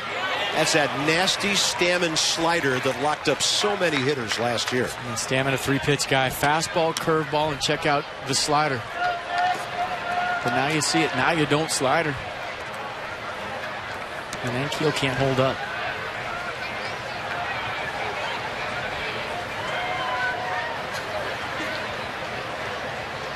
One ball and 2 strikes. Stammen works him over with a breaking ball again. And there have been times tonight when that zone's gotten a little small on 2 strike counts.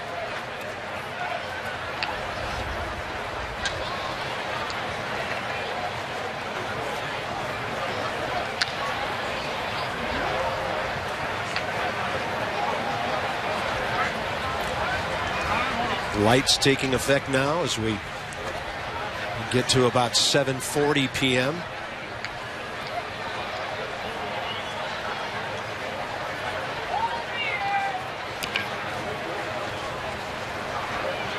Two balls and 2 strikes.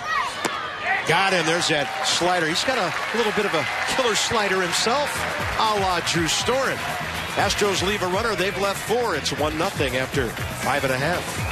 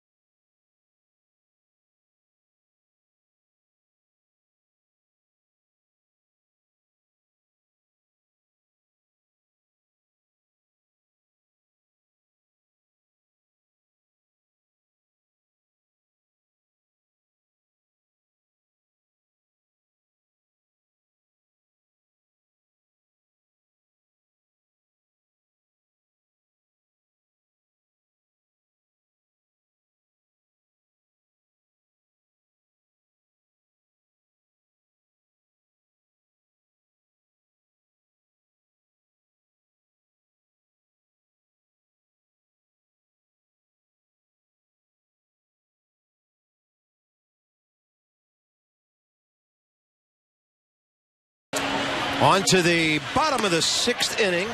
The Nats will have 9, 1, and 2. Don't forget about our Netitude Flex Packs.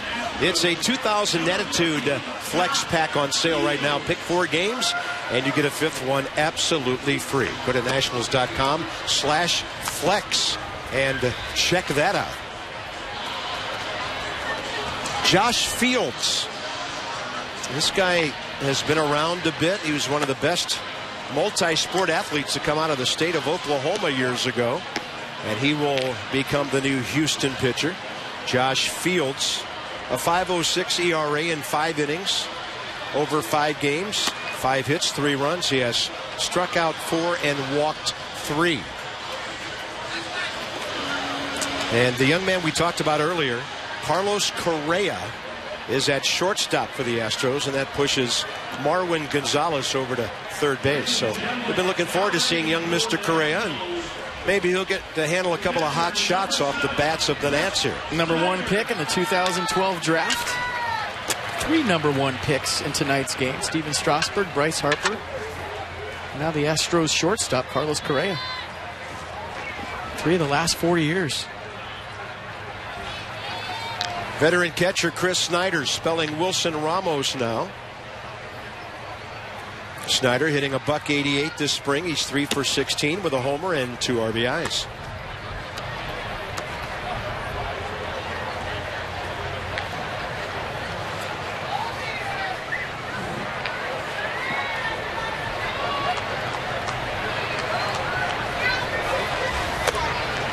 Fields 89 to the outside edge.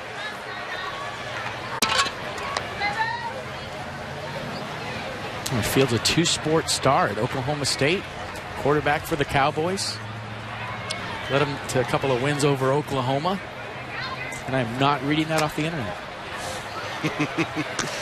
Yeah, he'll never buy a meal in Stillwater again after beating the Sooners twice. I just wanted to get you going on your Oklahoma boy.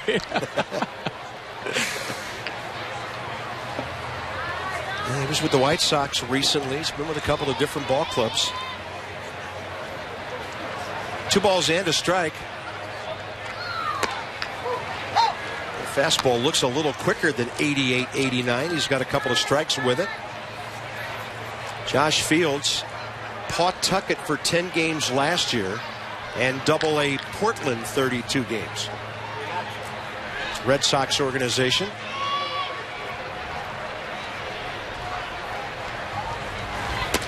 He comes right over the top and just missed on 2-2.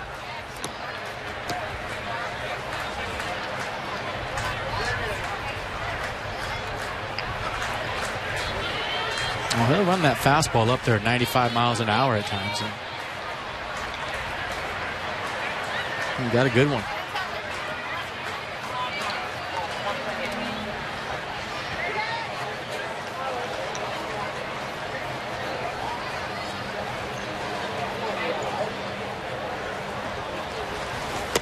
Snyder, good at bat, good eye on a couple of close-in pitches. And the Nats have drawn their 3rd walk of the night.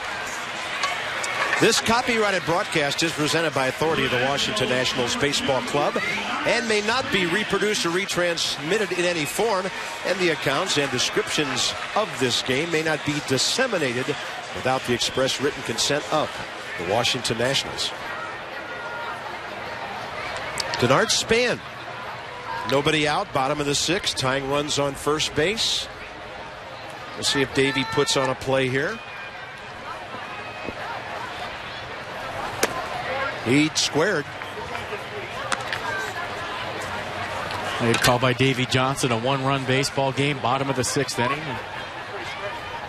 If you remember that bunt play from Houston last year, not a bad idea. Oh, the Keystone Cops play? We showed Jason Worth's home run in Game 4. That was my 2nd favorite play of the year. No, your 2nd favorite play was the Phantom Michael Morse Grand Slam in St. Louis. Right, that's right. That's right. But that probably would have been the 3rd one. Span gets a good piece of this one to center. Rick Ankiel lost the ball. It drops in front of him. Strong throw to third, cut off. And the Nats have 2nd and 3rd with nobody out. We talked about the twilight time And at 7:46 local, Rick Ankiel simply could not see that fly ball. Yeah, Nats fans know enough about Rick Ankiel to know that he's a great defensive outfielder, but pretty good swing by Denard Span. He's not happy off the bat, but it was hit well. Rick Ankiel went back for it. You could tell early he didn't have it. That's every center fielder or outfielder's worst nightmare right there. And it happens right about this time every night. Harder in the minor league ballparks with the lower stadium. The ball gets up and out of the stadium, blends in with the background, and not a whole lot you can do, but the Nats will take it tonight. Man, that doesn't look like Rick Ankiel. He got replaced out there. That is an imposter in center field. Yeah, we'll check on it. Not Rick Ankiel. Once the 5th or 6th inning arrives in these spring training games, it becomes more like a spring football game. Now, the Nats have kept their lineup pretty much intact. Tracy has replaced Zimmerman at third. Harper's on deck with Jason Worth the chance to tie it or put the Nats on top. And Josh Fields drops in a breaking ball.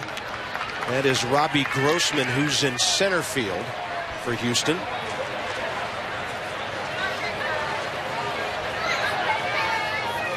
But I'm sure Rick Ankiel, probably sitting in the dugout, glad he was not a part of that play.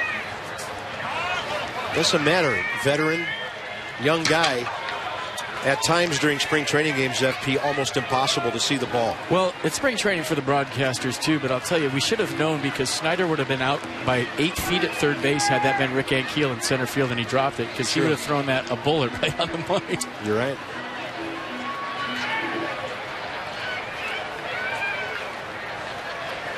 How are you doing with the syllable count and the words, getting ready for opening day? Are you there? Are you ready?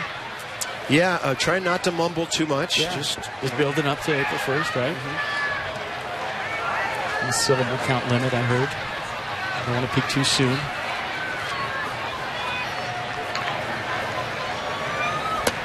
We used to have a little promo that ran on Masson. We had our Masson Sportscasters Camp, and we did a little warm-up on that thing where I had to go, Willie Moe hits walk-off winners weekly. So I do that 3 or 4 times for the game, and I'm ready. At least Willie Moe was supposed to. I'll put it that way. Well, I'd like to hear the stories around that campfire. No balls and 2 strikes.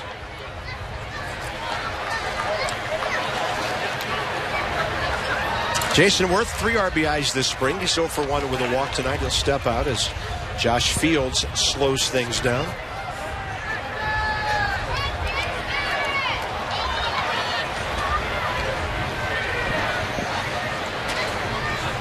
Target is in. He fights it off. Not an easy thing to do on 0-2. Well, Fields is coming in right here because he wants Jason Worth to pull the ball to the left side. He's a hitter right here. One of those kind of at-bats where if you can hit a 15 hopper to second base, you come back a hero to the dugout. You get a run in, you move the runner from second to third with 1 out, put him on a tee for the next guy. Don't have to do anything big right here. Ground ball to second wins. Now they go away. You would think breaking ball, but that was a heater. And this ball's in the air. Jake Elmore will yield to his right fielder for the first out.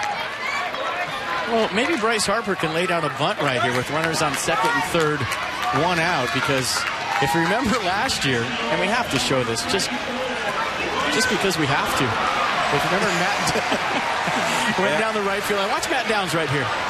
Try to block the field goal. Unsuccessful, goes down the right field line. Everybody run around, the ball all over the place. And even he thought it was funny. August 6, 2012. He just said, Dad, that looked like my team last Saturday. And you might even remember where you were on that play. That was really something.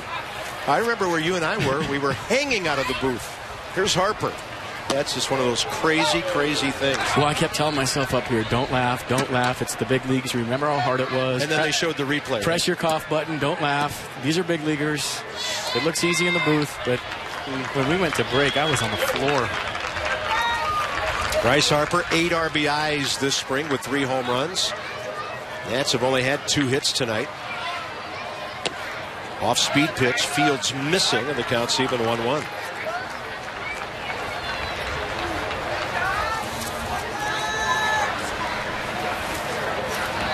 Bryce tonight, little bouncer in front of the plate and a 4-6-3 double play.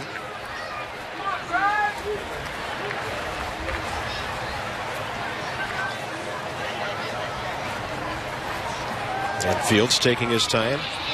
Bryce stepping out.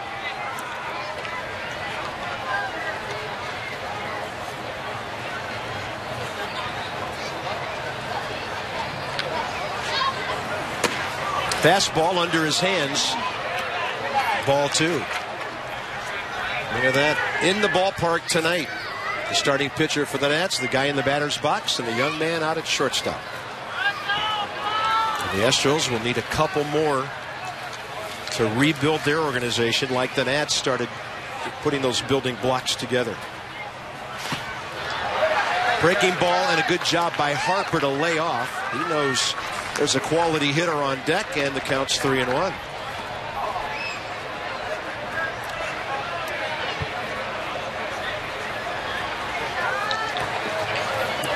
So Bryce can keyhole something here and look to drive it.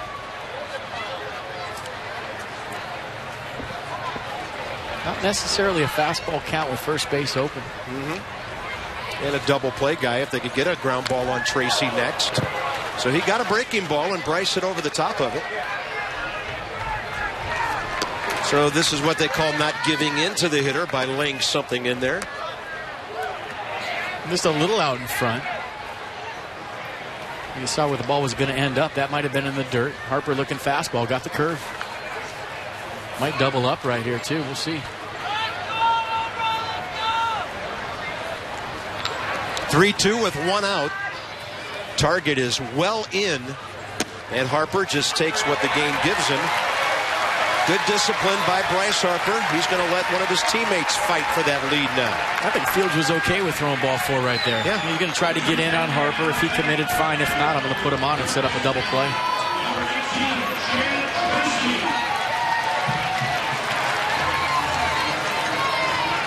Tyler Moore in the upper right corner just stepping in as the pinch runner for Bryce Harper.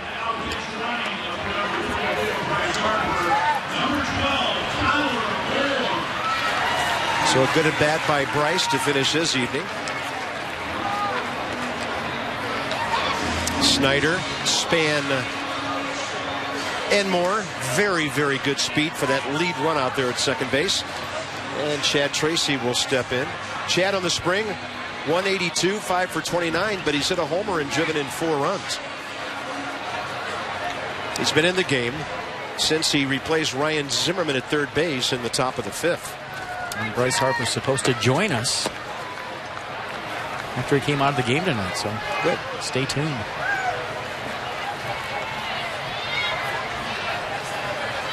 Astros looking for the ground ball. Chad Tracy, as a rule, not a ground ball hitter. But let's see what the pitcher tries. That ball was up in the zone. It caught the outer half.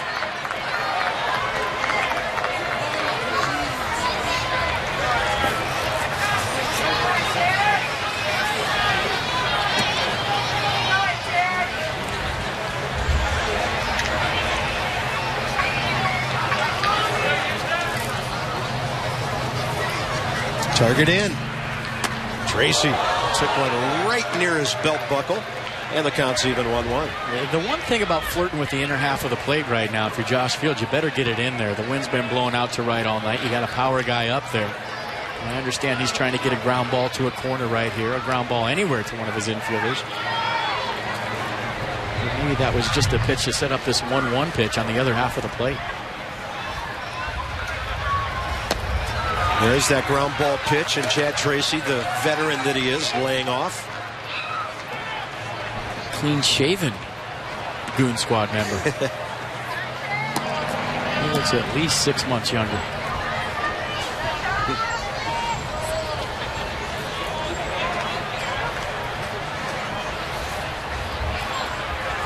"12 pinch hits for the Nats last year. This not a pinch hitting situation, but you can kind of tell because you'll see at least 5 pitches in this AB. Late inning pinch hit guys usually pretty quick with the trigger. Well, this is a situation that he'll find himself in during the regular season. Off the bench, bases loaded, late in the game, down by 1. He's Davey Johnson's go-to guy in critical situations late. So you talk about working on things in spring training. Perfect spot for Chad Tracy. 2-2 the count. Tracy, ground ball. They're going to come home for 1, and The throw to first is late. Little double clutch by the catcher. With a left-handed throwing first baseman, they might have gone 3-6-3 or 3-6-1, but that'll keep the game 1-0 as forced out at home with Snyder. I think he was waiting for Singleton to get back to first or somebody to get to first because that was a double play. Field's over. Usually the second baseman will get over there, but you see he's got the ball in his hand, Carp. No double pump. It looked like it at first, but there was nobody covering the bag to complete the double play. Nats catch a break. Now it's up to LaRoche. Yeah, and part of that reason was Elmore, the second baseman. He was shaded up the middle. Tougher for him to get over on a play like that. So it's up to Adam with the bases loaded and 2 outs. It's a weird shift the Astros are employing versus Adam LaRoche. Usually you bring the shortstop on the other side of the bag. You saw him beat the shift last time up. I mean, you hit a routine ground ball to second base. It's 2 runs. And a big difference in this game. The Nats take the lead. And LaRoche on an off-speed pitch will pop it straight up. Who wants it? Nobody. They all wanted it. Nobody got it. And the game is tied on a ball muffed by Marwin Gonzalez. Crazy inning. The Astros have lost 1 fly ball in the twilight, but it's plenty dark now to catch that one.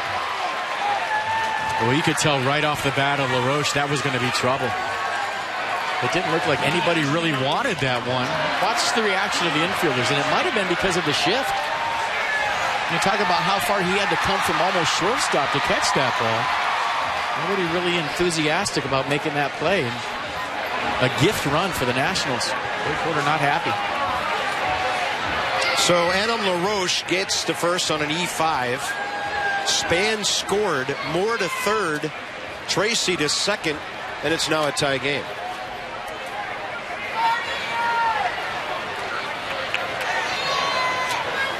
Well, like we saw all last year with good teams, first place teams, you give them an extra out, look out. And that's what take advantage in 2012 of a break like that. More times than not. Better not throw a first pitch fastball right down the middle with the bases loaded. Not against this guy. So he goes breaking ball, and Desmond was hopping all over the first offering. Ian tonight 0 for 2, strikeout in the second, hard line out to left in the 5th. The only guy in baseball last year that swung at more first pitches than Ian Desmond, Josh Hamilton, 48% of the time. Carlos Gomez, 46, was third. Justin Maxwell, 45% was fourth. B.J. Upton, Freddie Freeman, Yadier Molina, all hackers. Yeah.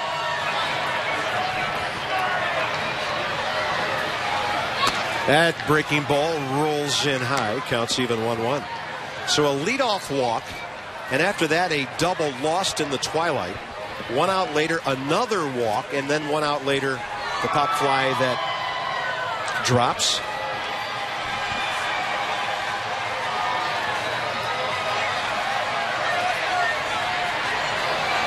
Nothing but breaking balls to Ian Desmond, and he puts the Nats on top with a clean single to left field. His 4th RBI of the spring. 2-1, Washington. You can't give a team like the Nationals extra outs. They'll take advantage. Ian Desmond with a great swing right there. Bullet to left field. Got a hanger, knew what to do with it.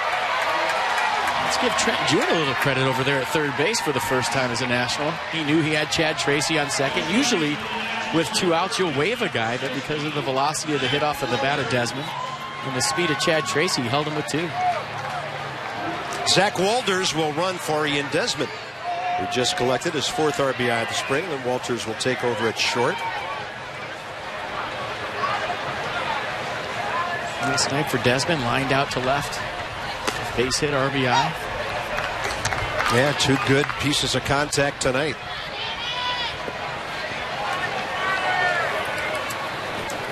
So the base is still loaded for Danny Espinosa, 0 for 2 with a couple of ground balls. Yeah, hit that last one hard to second base.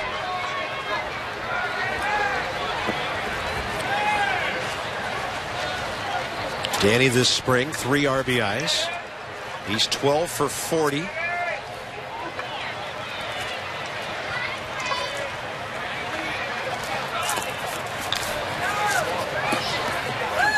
And a breaking ball is upstairs, 1-1.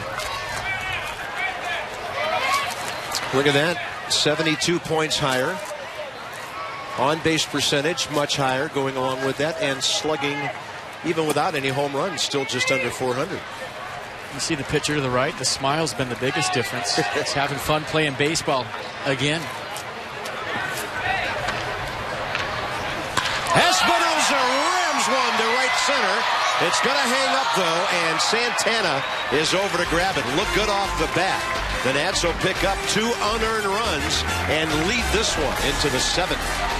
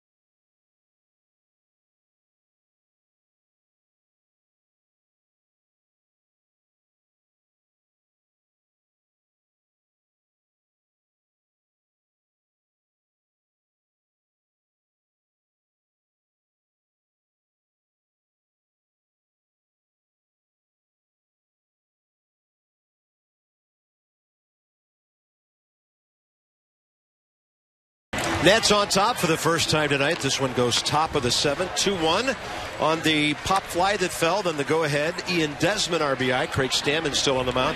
Bryce Harper joins us. Bryce 0 for 2, but a really good at bat there, Bryce. You had Chad Tracy on deck, some borderline pitches late in the count, and you took what the game gave you in that respect. That discipline, has that been something you've been able to develop over your first full big league year? Yeah, you know, going into that situation, second and third, nobody on first base, you know, you really got to try to, you know, get something in your zone that you can put in the outfield or ground ball, you know, through the middle or something like that. But, you know, you just got to take what they give you and, you know, take those walks when you get them. How different has camp been this year for you? Obviously, you're established now, coming off a great season, Rookie of the Year. Is it just more of working on things and getting yourself geared up for opening day versus, well, I got to impress everybody and show them what I can do? You know, I still come into spring training trying to, you know, get better every day, try to learn a new position out there, learn it with Denard in center. You know, getting him this offseason was, you know, huge for us, and you know, that was expanding, you know, our lineup, and being able to come into camp and work with him is, you know, probably the biggest thing I've been trying to work on.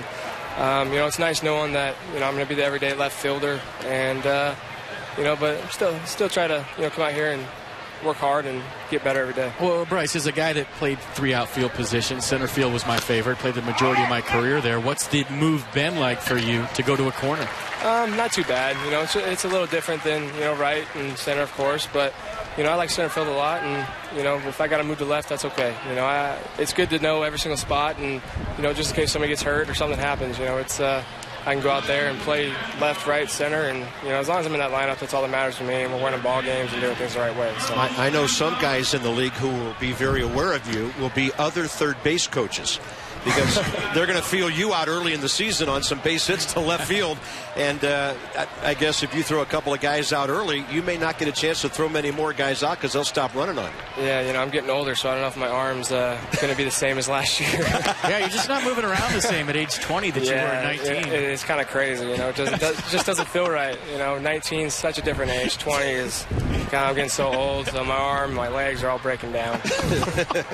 Well, and then you get to play center field tomorrow over in Lakeland, right? I'm excited about that. You know, I love that 2-hour trip to Lakeland. That's always fun. Yeah. So. Well, give it a couple of years. You'll be able to stay home on some of those. Nah, it's all good. You know, being able to play center out there is going to be a lot of fun. I like center, so it's Hey, good. Bryce, we're going to see some video of your Game 5 home run against St. Louis last year when you took Adam Wainwright deep. that moment for you and then the disappointment of losing that game, is there a mission of some unfinished business for this ball club this year? It's our goal to win every single year. We try to go in there and, win ball games and really compete every single day. We got a great pitching staff, great managing staff, and, it's going to be a lot of fun coming in this year. You just got to tip your cap to the Cardinals. They played a great game, and, their bullpen was unbelievable. They got 4 or 5 guys that throw 100+. So, it was an exciting time. Of course, you have your ups and downs, that game, and, sometimes the ball just doesn't roll your way. And Bryce, we've had some talks about how you feed off the home crowd. What was it like playing in front of that crowd in the playoffs, all dressed in red, 50,000 people going nuts? It was unbelievable. I felt like, everybody wants us to win and do well, and our fans are, doing that with us. And, it's just exciting to have them and really, them showing their support all year long, coming out to every single game, and then, going to postseason. Really just having, great fan base and them coming out and really just supporting us every single night. And, what a great crowd that night was. No balls and 2 strikes with 2 outs to Elmore from Stammen. Hey, Bryce, go get some Bengay. Go take an ice bath, old man. There's no such thing as Bengay anymore.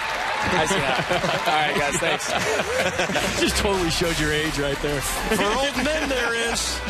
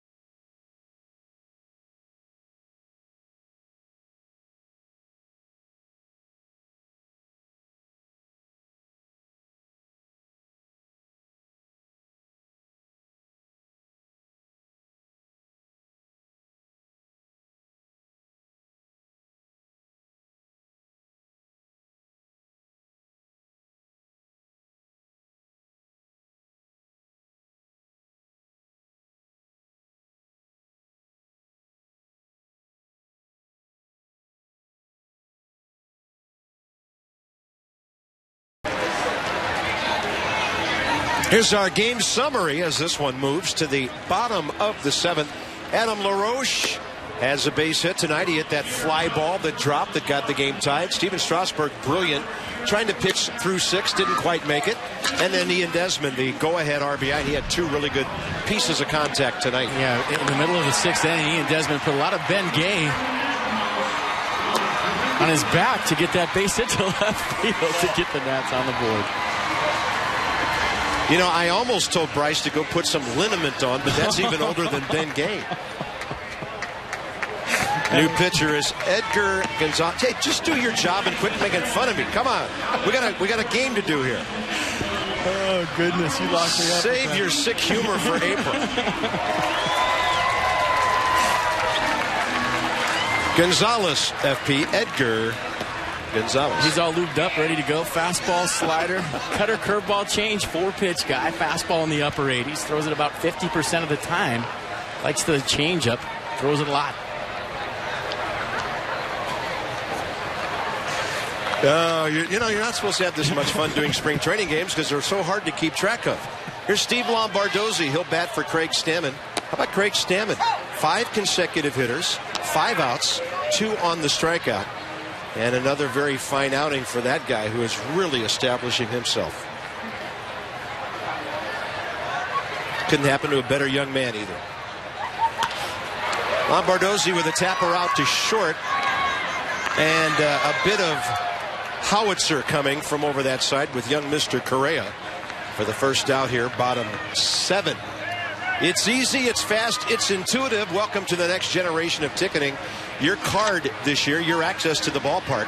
It's the most exciting new customer-focused innovation in sports, arriving at your doorstep soon. The Nats are the first team in sports to create virtual access, and it's only for national season plan holders. You'll get into the ballpark, you will enjoy concessions and other ballpark amenities quicker and easier than ever before. With your card, it's really more like a fob, and it'll enhance your ballpark experience, and you will love it after you give it a try.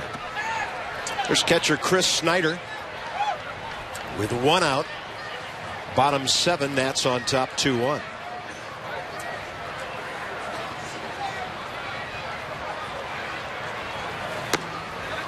Let's check out Carlos Correa, the first pick in last year's draft. I know it's just a routine ground ball to short, but watch the arm.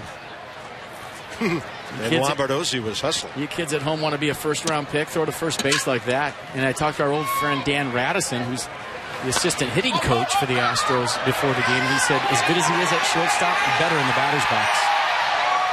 That ball was moving around a little bit. They have a new third baseman who was able to put that away. That is Jose Martinez. 2 outs. Top of the order now, another AB for Denard Span, 1 for 3 with that lost in the twilight double his last time up, and that really opened up that 2-run inning for Washington. Denard was not a happy man when he left the batter's box. Play like that, usually a routine fly ball to center, but the time of the evening intervened, and he ended up at second base. Nats took advantage of that and another error later. Well, during the regular season, a ball lost in the twilight, if you're struggling as a hitter, can get you going sometimes. In spring training, Denard Span doesn't care what his numbers are, but you take them all once the bell rings.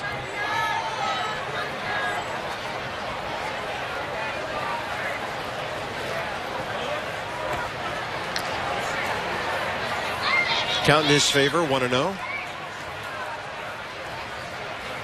Shows bunt, third base line. It'll take a good play by Martinez, and Denard easily beats it out, and he's 2 for 4 tonight. There may be times during the regular season where he won't bunt with 2 outs and the bases empty because he'd like to be at second, not first, but maybe he'll steal a base after something like this. Perfect bunt right there. As soon as you see Martinez going toward the third base dugout away from the play with the speed of Span, you knew he was going to beat it. Perfect bunt, nice timing. It's something you got to work on, too. You can't just lay down your first bunt on opening day. Great job. You put that in the arsenal with his speed, look out. Denard, by the way, this spring has attempted 3 steals. He's been caught just once. Rene Garcia, young Houston rookie prospect catcher behind the plate. And Span moves out to a good lead. A very good lead. And Jason Worth, he can be an ideal number 2 hitter in a situation like this. I think he's got the plate discipline and the experience to take a strike if he has to somewhere along the line if this guy's going to have a chance to run. That's a good point. Not afraid to take a pitch, get a guy in scoring position. And I think when you think of Jason Worth hitting in the 2-hole, that maybe you don't think of a lot of RBIs, but when you have a leadoff hitter like Denard Span getting on stealing bases in front of you, you might have chances to drive in runs even though you're hitting second. Yeah, sometimes number 2 hitters who hit behind great base stealers don't get enough credit. Worth will put this one high in the air to right center. Santana, the right fielder. And the Nats are gone in the 7th. They've left 6. The Astros have left 4. 2-1 Washington.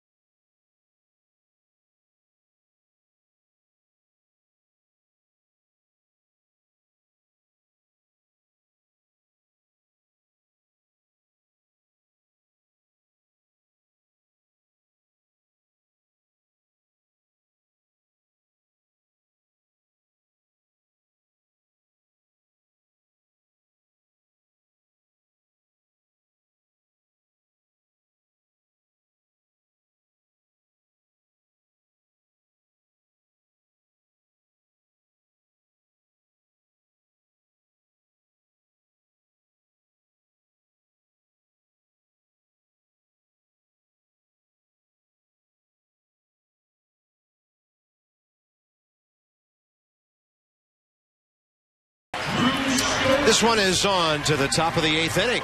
Nice night in Vieira. Gentle breezes blowing now. 75 degrees at game time, down to 64. We have a Friday-Sunday daytime double dip for you next weekend. Tigers here Friday at 1. Braves here Sunday at 1. Then the Yankees at Nationals Park the following Friday, and then opening day against the Marlins on April 1st. How cool is that opening day versus the Marlins look?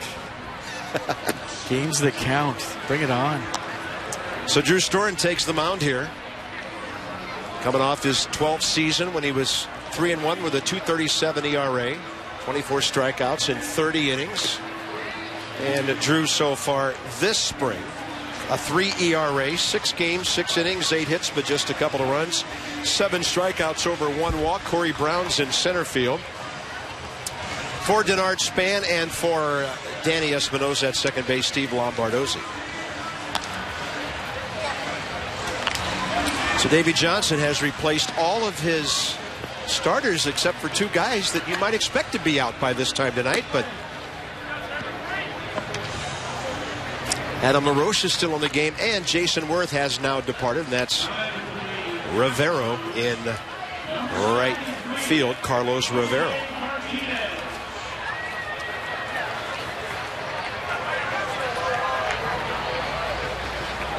Jose Martinez, the third baseman.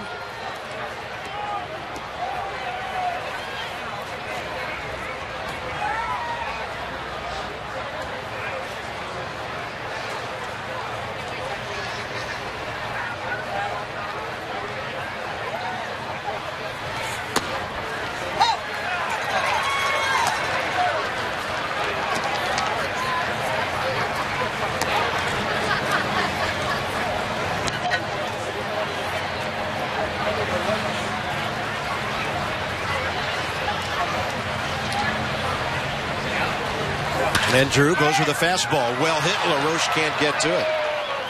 Astros have their first base hit since the Trevor Crowe double back in the 5th. That'll bring in Trevor Crowe, who was thrown out rounding second. He was thinking about 3 bags on that drive. And then Denard Span threw to Ian Desmond, who gunned him out to Adam LaRoche, who trailed the runner down to second base on a very rare 8-6-3.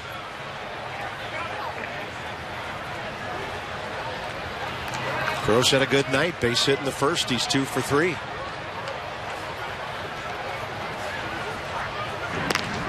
I mean, Drew Storen doesn't throw any calling card tosses over to first, does he? I don't think Adam LaRoche is too happy about that throw over. He's taking his glove off, taking inventory on his right hand right now, saying, what is that all about? Drew Storen with 96 on the throw over to first base.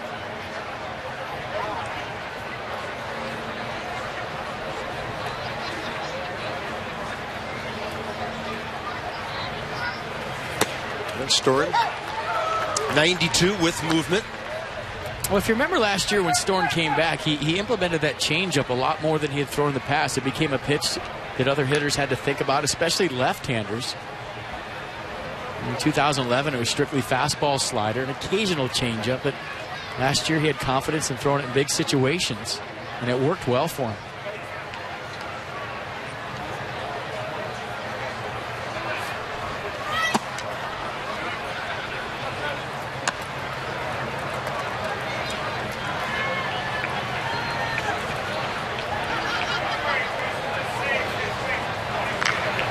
Intriguing bullpen. Talked to Tyler Clippard about that today.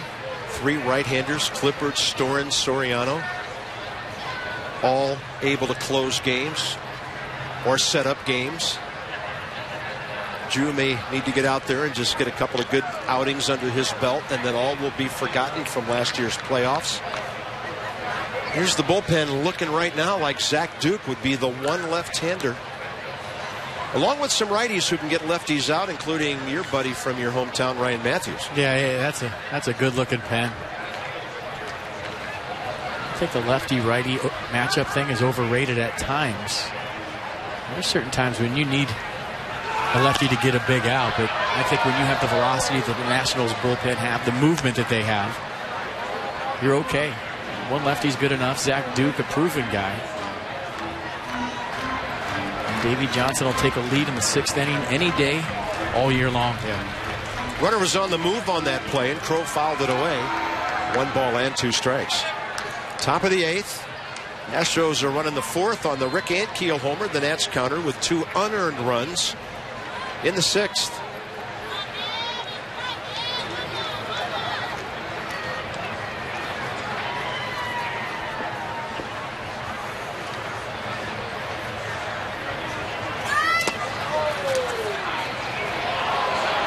.85 on that one.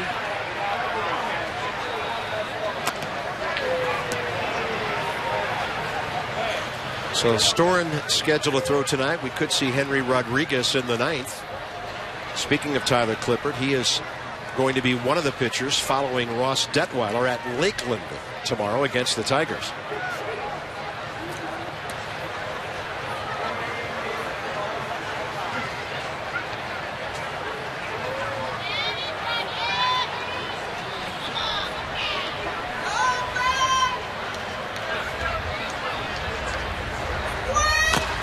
On a high pitch, chopped foul.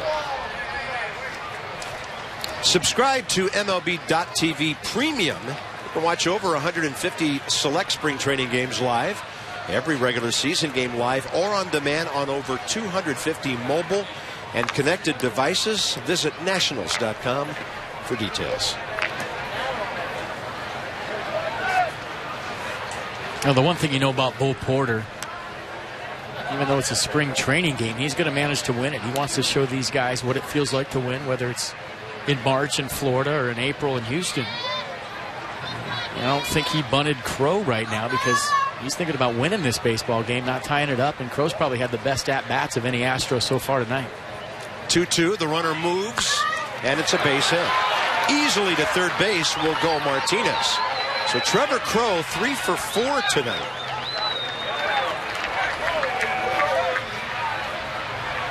And the youngster steps in a huge situation. Look at Trevor Crow having a big night. Bo Porter putting the runner in motion. Crow finding another hole. 1st and 3rd, nobody out.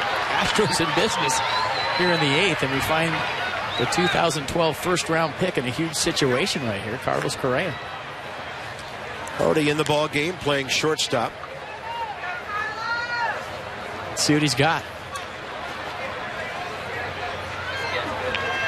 Well, literally, their stat sheet does not show him with an official at bat in spring training.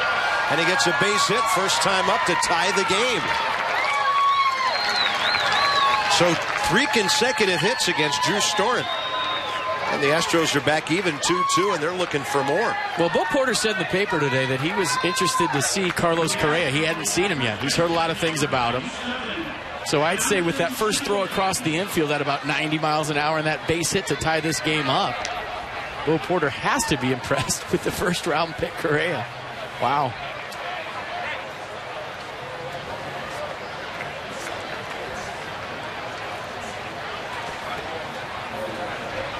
First baseman Jonathan Singleton. And this is the #1 prospect in the Astros organization. He laces one to center. Corey Brown races back to grab it. 1 runner tags. It'll be 1st and 3rd with 1 out. Corey Brown, outstanding speed, very good defensive guy in the outfield. And right now, Drew Storen looking at 4 pretty well-hit balls. Oh, I think this game is being shown tape delayed on the MLB channel tonight. And if you're a Houston Astros fan, you just got a glimpse of your future in back-to-back hitters. Carlos Correa, Jonathan Singleton with 2 good swings in a row. That ball was hit.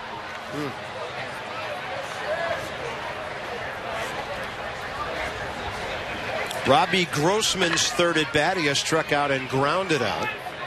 And the Nats would love a Drew Storen low heater or a breaking ball hit on the ground at somebody here. Astros doing it the right way. Patience, building from within, instilling a confidence and an attitude in players.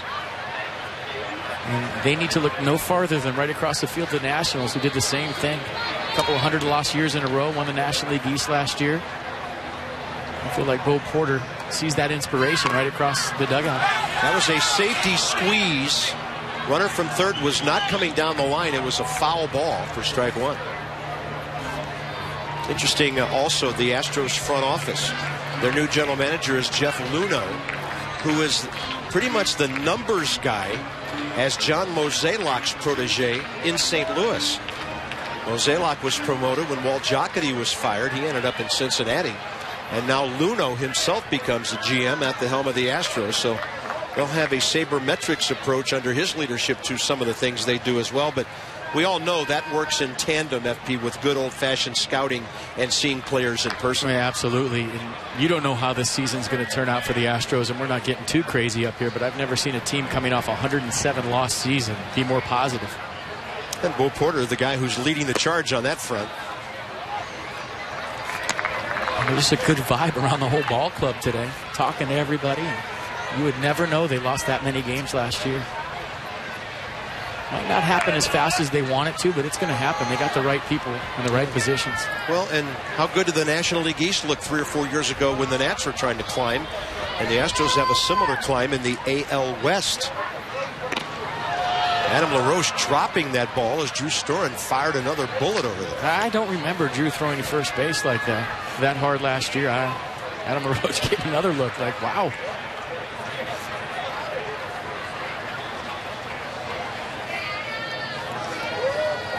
Top of the 8th, long inning for Drew Storen here. 3 hits, a hard hit fly ball caught by Corey Brown, and a 1-1 pitch now to Robbie Grossman. Well off the plate, 2-1. You know why I don't remember? Because I don't think he threw over at all. Davey Johnson was a big proponent of, I don't want my relievers worrying about base runners. I want them to get out. So maybe working on some things here tonight. That's why it's shocking all of us so much that he's thrown over to first so hard. And remember, Steven Strasburg didn't throw over a whole lot too, and at times guys ran on him. 2 balls, 1 strike. Target away. Storen hits that spot, resulting in a foul tip. As Drew took a little bit off, that pitch was 90.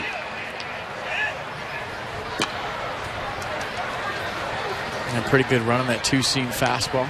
But if you remember the one Achilles heel the Nationals did have last year, it was teams running on their bullpen late. And Tyler Clippard has a big, long, looping overhand delivery. Drew Storen takes a while to get home. 2-2. Big pitch in this game right here.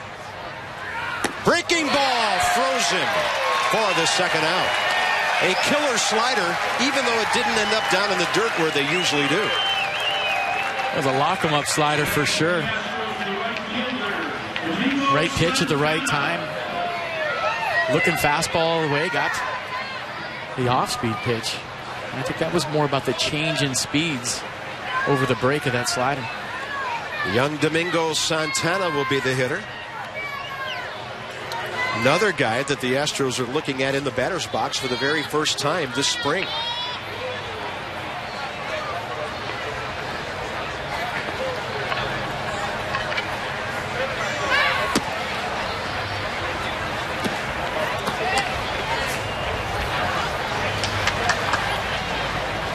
Catcher Rene Garcia on deck if it goes that far.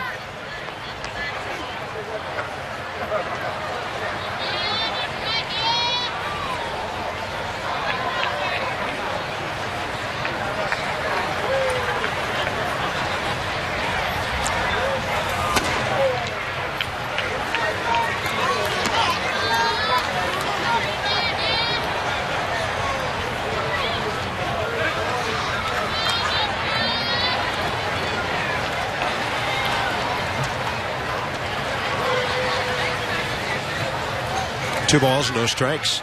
Lead runs at third, 2 outs now.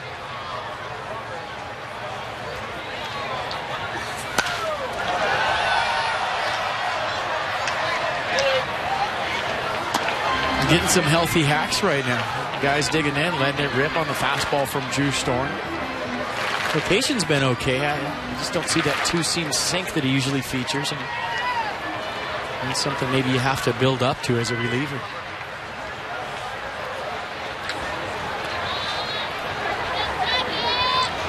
Drew got a hitter out with a breaking ball a moment ago. Is he trying to get to 2 strikes to do that again? Or will he use that hook before then?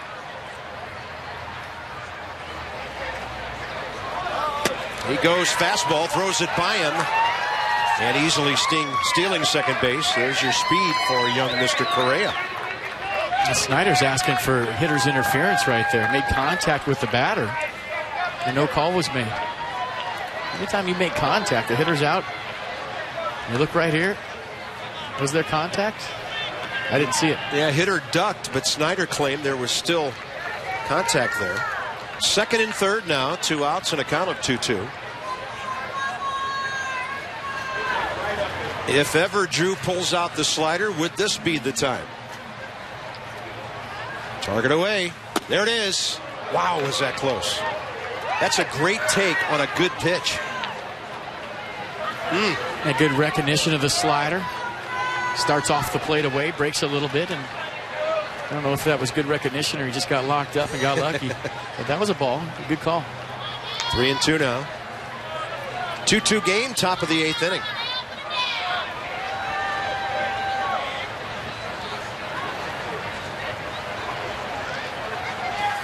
Storen misses, bases loaded.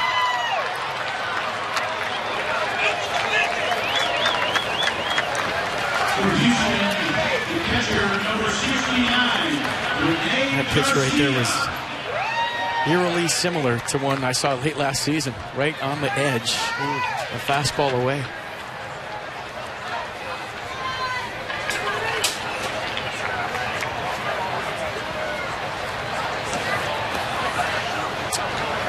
So stepping in, Rene Garcia, the catcher.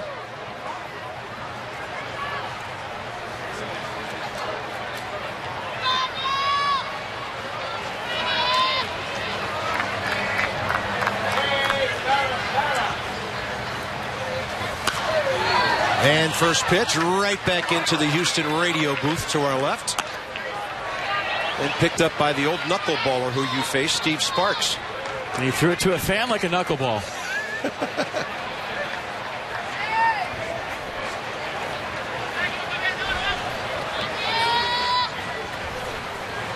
I'm just glad that one was an ugly finder that went next to her. Oh, absolutely.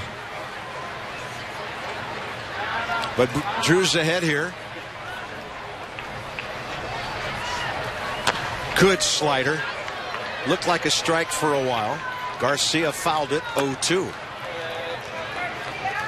Now Drew Storen trying to put a hitter away and put an inning away here.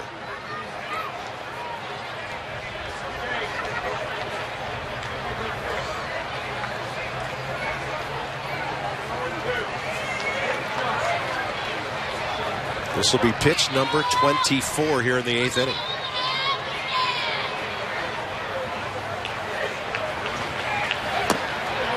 Baited him with the slider.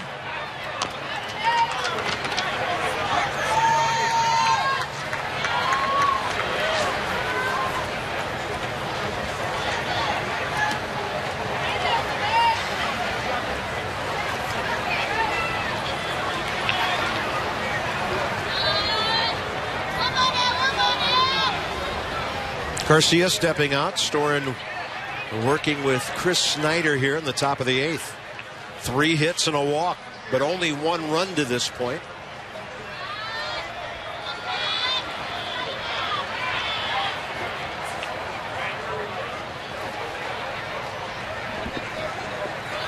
And a fastball. Broken bat. It's falling and in there. A 2-1 hit.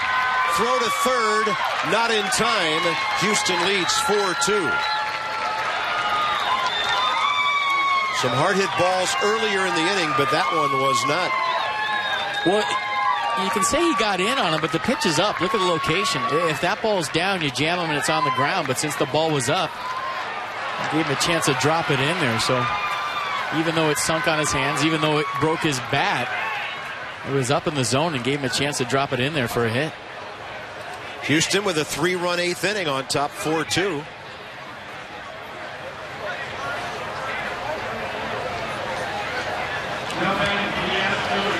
Batting. This is interesting. Edgar Gonzalez already in the game. He'll be hitting here.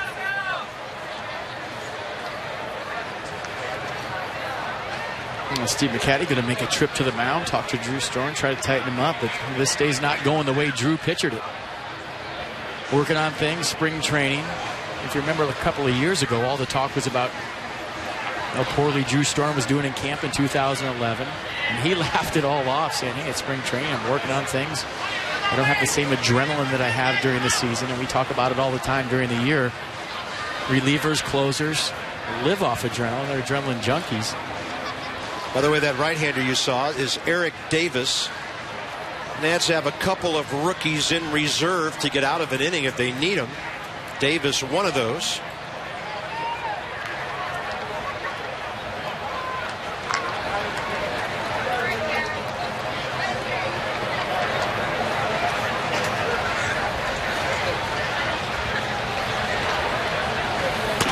Fastball in there. So evidently, Mo Porter, because I know he has more players, he has a couple of infielders and outfielders left. It appears he wants Edgar Gonzalez to hit here and also pitch the bottom of the 8th. And if you've been wondering about the former Nat, Justin Maxwell, not on the travel squad this evening. We also mentioned earlier that neither is Jose Altuve. They're really good-looking young second baseman. It's totally bummed both of us out when we got here today because we love that guy. Love to watch that guy play. Yeah. He got called up from Double-A almost 2 years ago when the Nats were in Houston.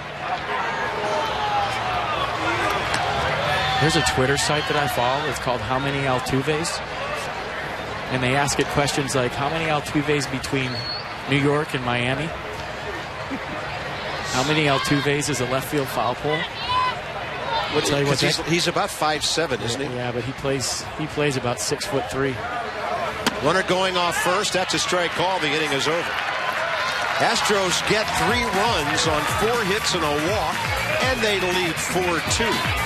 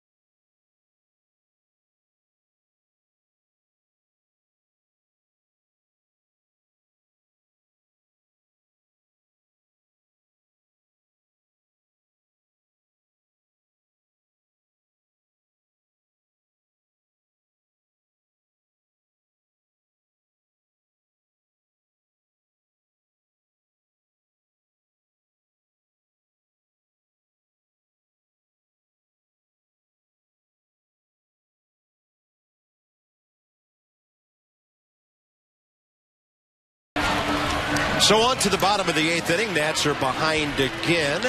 Trying to battle back here with Tyler Moore leading off, then Chad Tracy, and then Adam LaRoche.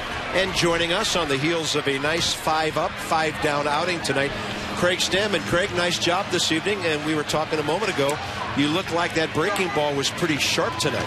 Yeah, it was one of those nights where I felt good. You know, in spring training, sometimes you don't know how you're really going to feel. But tonight was one of those nights where I felt good, felt like I was close to being ready for the season to start. Spring training, you do well, you feel good, you don't. I'm working on stuff. Yeah, the Dan Herron quote. It seems like everybody's using that now. It's a good one for sure. We showed you earlier in the broadcast. We were joking with you during the break. And we're going to throw you under the bus again. We're showing the play that Bernardino made in Houston and then showing your emotion in the bullpen after, and it's just priceless, bro. Yeah. I know you hear that a lot. Not like a grown man acting like 5 years old right there. Well, I think I was more excited about not having to pitch the next inning because I'd thrown like 3 days in a row and just needed a day off. Well, you were busy last year. I mean, you had a unique view of that play. You saw the ball coming.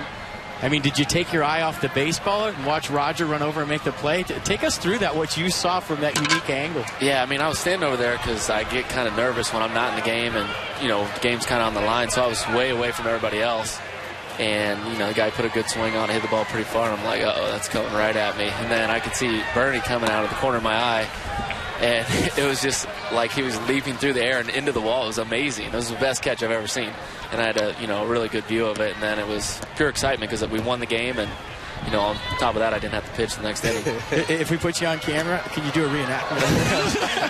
Not right now. So spontaneous, I don't even know if I could do that again. I don't even know if I could jump that high. That's good stuff. Hey, you were busy last year, Craig. You'd done so much starting in your minor league and your major league career. You racked up 88 innings last year, kind of a personal best for you as a reliever. So how did you feel when you came out of the season after all that work? You know, I felt really good. I felt surprisingly really good in the playoffs, really strong. And this offseason I felt fine, no problems. And spring trainings have gone really smoothly for me. My arms felt great. So, you know, thank the Lord on that one that I feel, you know, good coming out of that season where I threw a lot of innings and, you know, a lot of pitches. But, you know, that season helped me a lot, you know, better prepared for this season and what Davey wants me to do. And Craig, talk about the maturation process with yourself. Between 2011 2012, you worked on being in the moment. I'm big on the mental side of baseball, and how you didn't worry about how guys got on base, and you focused on that pitch. And maybe tell the fans what that's like and how you got to that. Yeah, I mean, that's basically what changed my career and how I, you know, go about my business, you know, to be honest about it. And my pitching coach that I had in college has a lot to do with that, and we talked a couple off seasons ago about it. He's big into it with his pitchers, and you know, we have a couple key words that we talk about that make a lot of sense to me. You know, moments of awareness and really understanding in your mind what you can control and what you can't control, and what are you doing to allow your mind to focus on what you're really supposed to be doing, and that's making that one pitch at that one moment. That's good stuff. Hey, Craig, a lot of you guys down there going to be facing more left-handed hitters this year because Sean Burnett is departed, and you got Zach Duke down there, who's a guy who can go long or go situational. But there will be some different matchups for you and some of the guys. Yeah, there definitely will. You know, for me, I don't think it'll be as big of a difference because, you know, when I was throwing multiple innings, you know, I was facing lefties and righties. It didn't matter really what was going on. I wasn't too much of a situational person, but for guys like Matthews and Clippard and Storn, it's going to be probably a little bit of an adjustment. They won't just be facing righties, but they'll be facing lefties also. But, you know, all those guys have really good stuff, and they have great stuff to get lefties out, so I don't think it'll be too much of a problem. Hey, Craig, before we let you go, I got to ask you about going back home to Ohio. Kind of a small-town Midwest guy you are. And on the heels of the kind of season you had and the Nationals had, how was it going back to town, and have we won over a few fans there in the Buckeye State? Yeah, we definitely have. I think they're, you know, slowly turning into Nationals fans and forgetting about the Reds. You know, it's kind of neat to see the young kids back home and how excited they are, you know, about seeing a guy that they know from their hometown playing in the major leagues. And, you know, the baseball camps I do back there, they love it. They love getting the free Nationals T-shirt that I give them. So, and they're wearing it around school. Pretty cool that we're bringing a little bit of nation's capital into Ohio. Very cool. And Craig, talk about your experience with Ross on the USO tour. What was that like? No, that was amazing. You know, words don't even describe how cool and how inspiring and how much I got out of that trip. You know, those guys over there are the true heroes, and, you know, they sacrifice so much with their day-to-day life, and, you know, that allow us to go do what we do and enjoy, you know, the fruits of living in the United States. There are so many moments from that trip that will be unforgettable, and hoping to build off of that here this season. Craig Stammen, appreciate your time, buddy. Continued success and a nice job tonight. Yeah, thanks a lot. I got one more thing. It's my mom's birthday today, so I got to say happy birthday to Mom. Happy birthday, Mom. What's her name? Connie. Wave to her. There you go. Yeah. You can say hi, Mom, and it means something tonight. Yeah, so that's my birthday present to her. I didn't send her anything. Good stuff, man. Thanks, right, Greg. Thanks, guys. He's not off the hook for a present just because of that. That is one of the outstanding young men you will ever meet, Craig Stammen. Well, I'll tell you what. I know Nats fans get to hear the interviews throughout the course of the season, but you know, every guy we roll through here on TV, you get an idea of what's going on in that clubhouse, what kind of people that Mike Rizzo has surrounded himself with. Not just averages and velocity and ERAs. It's about the kind of people who are in that clubhouse. And Greg's standing a perfect example as we keep running these players through of what kind of guys are on this club. Yeah. Well, Adam LaRoche thought he was getting a high fastball. Turned out to be an off-speed pitch. And he flies out. So Tracy's still at first after the leader of the Goon squad got his base hit. 2 outs here in the 8th. And we'll see Zach Walters now for the first time. At least hitting. He came in to pinch run for Ian Desmond after Ian gave the Nats a 2-1 lead back in the 6th. Davey Johnson's been impressed with this switch-hitting infielder from Wyoming. Hitting .303 this spring. He's 10 for 33 with a couple of homers and 4 RBIs. It's another one of these good young organizational players. Famous baseball players from Wyoming for 1,000. Wild Bill Hickok. I don't know.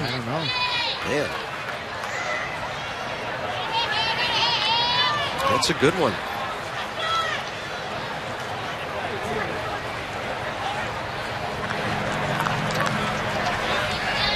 Trying to make the ball club as a non-roster guy.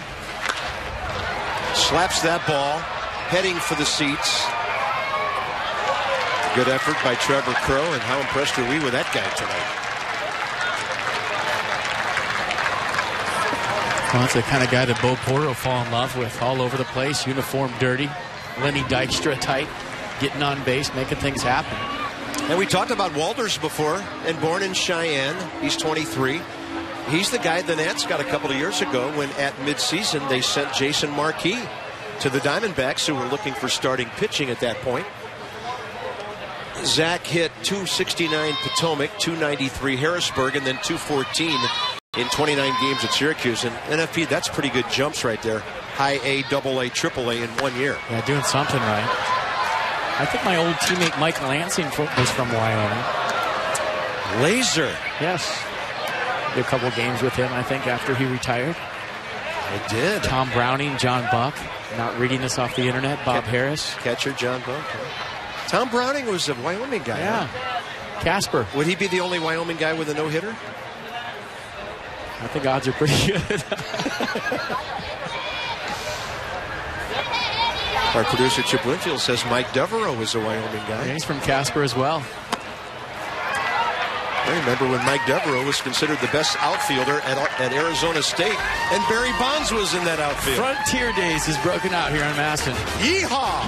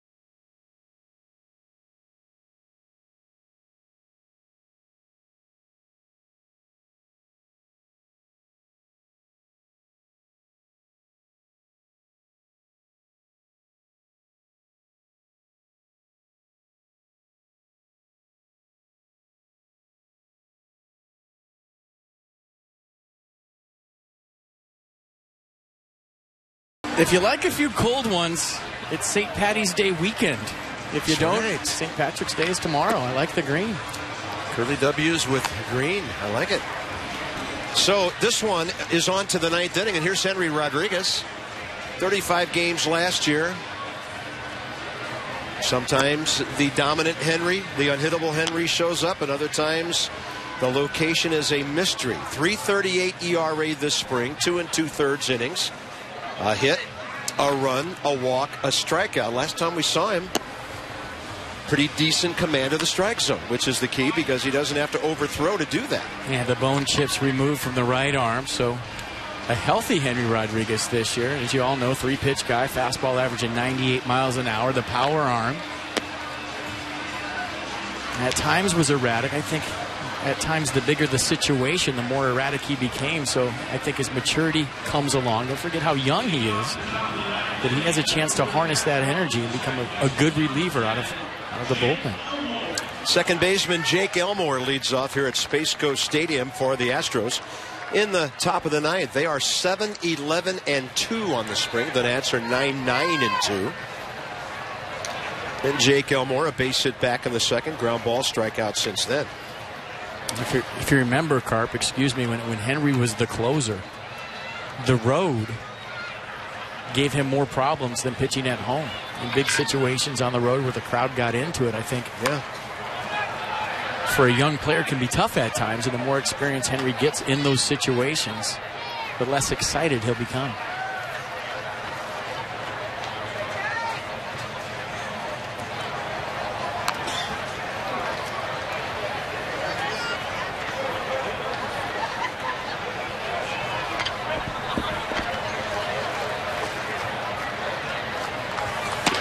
Fastball is up and in.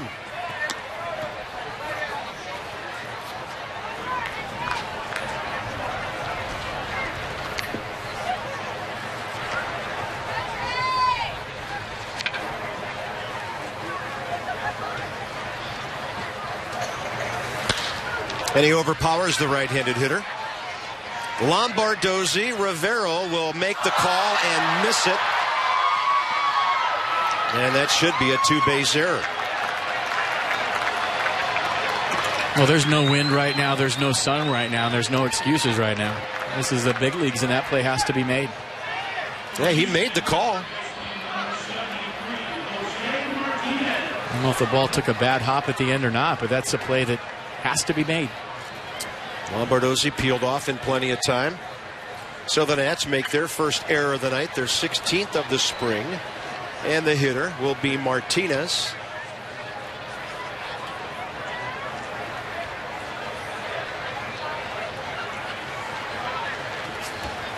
Chris Marrero for Adam LaRoche, who was the starter who stuck around the longest tonight.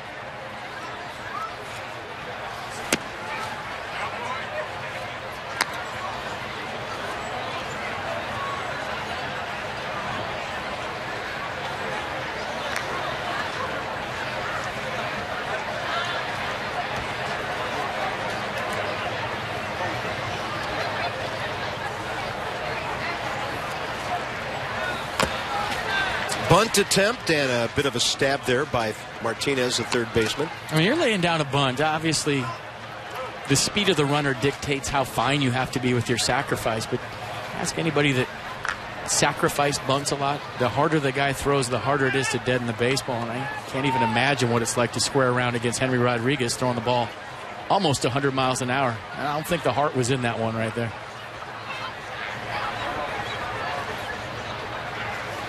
Runner going. Throw to third, and no contest. Jake Elmore easily steals it. Chad Tracy had to backtrack to the bag, but there was no shot there. Well, you get the time on the reliever. Henry Rodriguez very deliberate to the plate. You square around, everybody thinks the bunt is on, and Elmore with a great jump at second base, and as soon as he left, you knew that Snyder had no chance.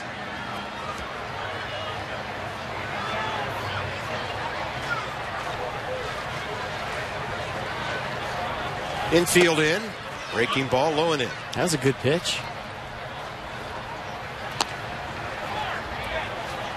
And curveball backed up a little bit, and I think if Snyder sticks the landing, he might have got the call.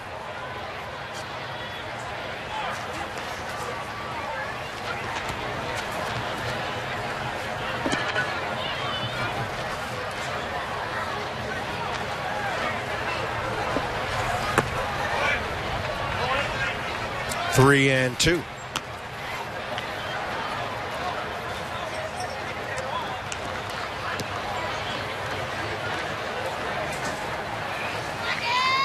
And I also think part of the maturation process with Henry is realizing that he doesn't have to miss bats all the time. The guys can put the ball in play off him, and it's okay.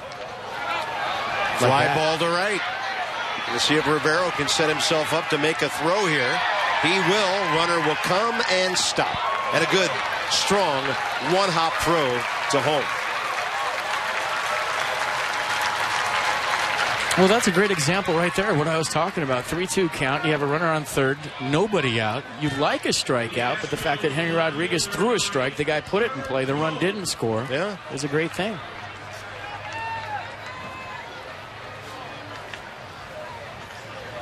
In critical situations as a pitcher, when you realize you don't have to strike everybody out, you don't have to miss every bat, you don't have to hump up, that you can go to softer pitches when all heck starts breaking loose is part of growing as a professional baseball player, as a pitcher on the mound in crisis situations. Here's Trevor Crowe, who's had a big night. 2 singles, a double. He looks at a running fastball for a strike. Scored a run last inning when the Astros got 3 on Drew Storen. He's got Hunter Pence eyes.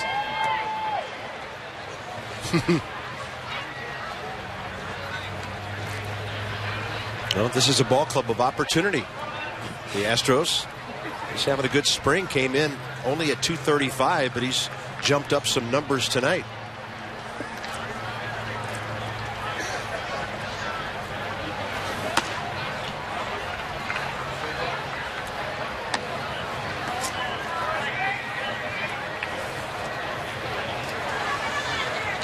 Long look down at third base from Crowe.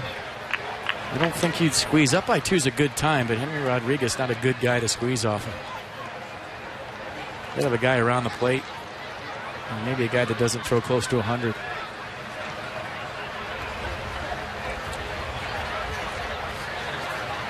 He does square.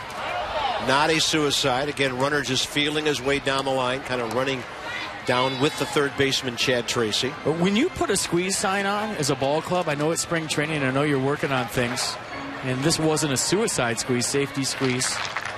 Going to read the bunt down. It has to be the same as every other pitch, and what do I mean by that? When you look at the sign from the third base coach, it's got to be the same as every single pitch when you look for a sign. If you give a long look down there, you're telling everybody that something might be on.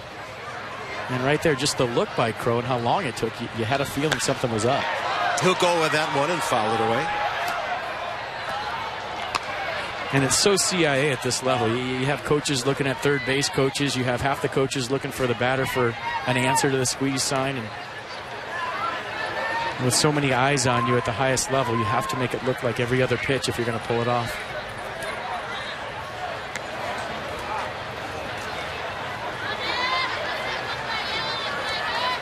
Infield still in with 1 out.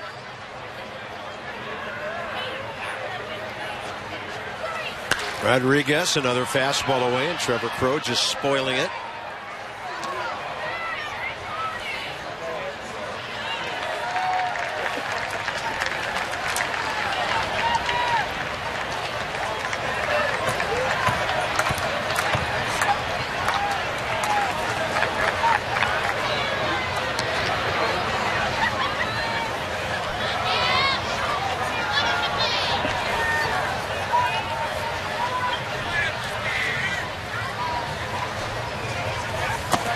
That's a good pitch. Turned one over on him, took a little bit off. And Henry Rodriguez, with help from his catcher, Chris Snyder, gets that strikeout. And that's a strikeout he was looking for right there. 89-mile-an-hour changeup, bottom dropping out. Crowe gave it a battle, gave it a fight. And when you throw a changeup 10 miles an hour slower than your fastball, tough to hold up. And that'll bring in the shortstop, Correa. Carlos, first appearance with the big club last inning. RBI base hit. He had just gone 2 for 4 yesterday in one of their minor league ball games against the Nats affiliate down here. So here at the 9 o'clock hour, ball game in progress for almost 3 hours. It's a 4-2 Houston lead. They've out-hit the Nats 9-5. And will a 3-run 8th inning be decisive? The Nats have 3 more outs to work with. Rodriguez trying to keep this a 2-run game.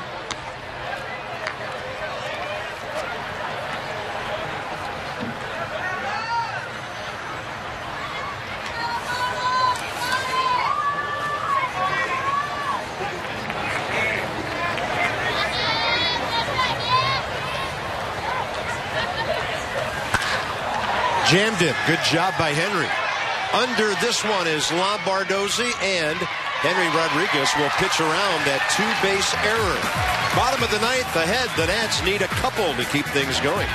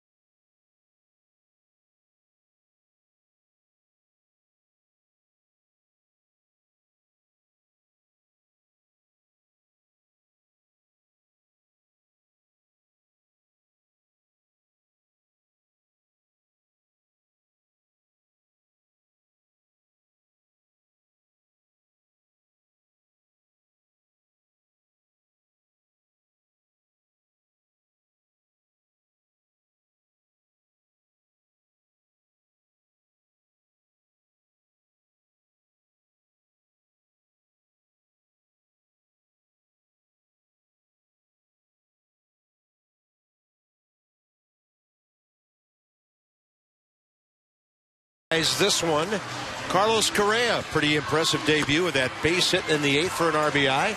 Rene Garcia had an RBI flare, couple of runs, the difference in the game, and Denard Span ended up with a good night, double and a bunt single his last 2 times up.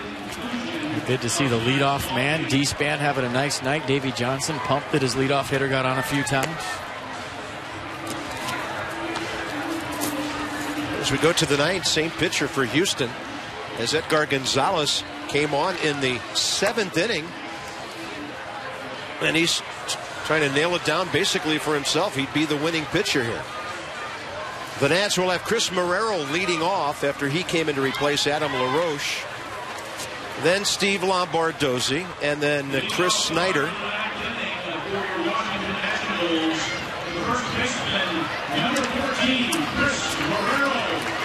So Chris, 225 this spring. He's 9 for 40. 3 of those hits doubles, a homer and 4 RBIs. 6 strikeouts, 4 walks. Former #1 draft pick, trying to find a way to make this ball club. Oh, I don't think that's going to happen. Maybe help out sometime during the season, but there's no vacancy. Like I said last time we watched Marrero, people are watching you every single night.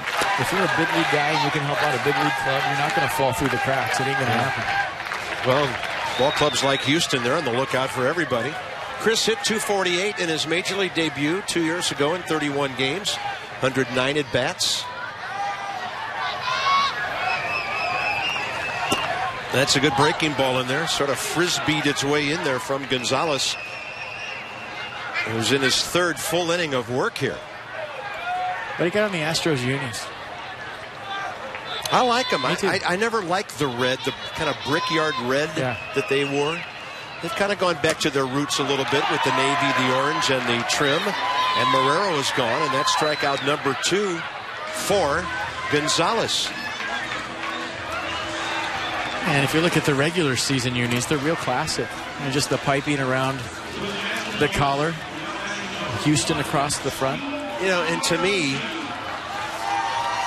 and you, of course, Bay Area, long time, Giants, very traditional. They don't even put their names on the back of their uniforms. Where I grew up, very traditional. To me, the uniform is something that's a little bit sacred. And I don't like to see teams changing colors and uniforms all the time. I like it. Lombardozzi on what appeared to be a changeup pops out into short right center. I want to see some team put the names on the front of the uni one time. We're a selfish bunch. We don't care, and we're putting the names on the front. It's all about our stats. Chris Snyder will be next.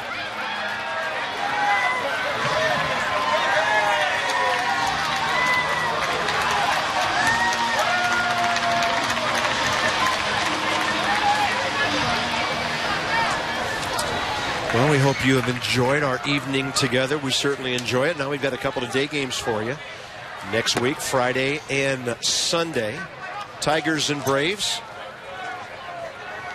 Yeah, getting you warmed up. We're going to be in your living rooms every night. In 16 days, we can't wait.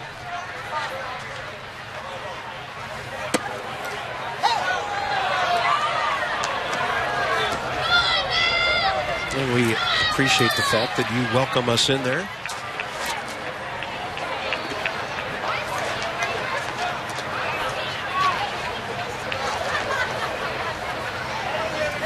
Jack Buck used to have a great line. He said, whether you're on radio or TV, you are a guest of your listener. Act accordingly. Nice. Isn't that something? 2 balls and a strike, and we love spending that time with you. Well up and away, 3-1. Nats need a base runner to get that tying run into the batter's box, which would be Corey Brown if it goes that far. We love spending time with you in games that count better, though.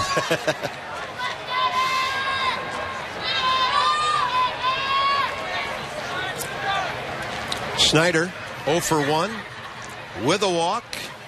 Rips a base hit through the hole. So Chris Snyder aboard with 2 outs.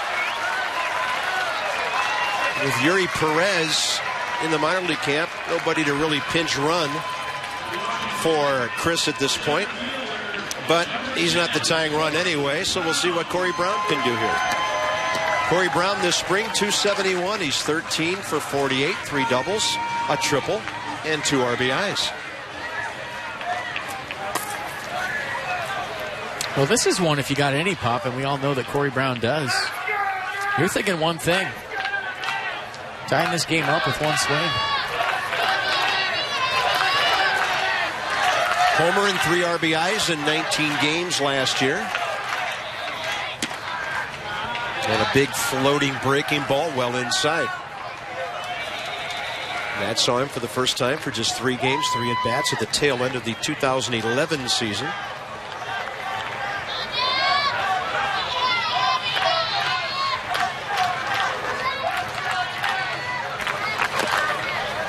Looked like a fastball. It was off speed. He was way out in front.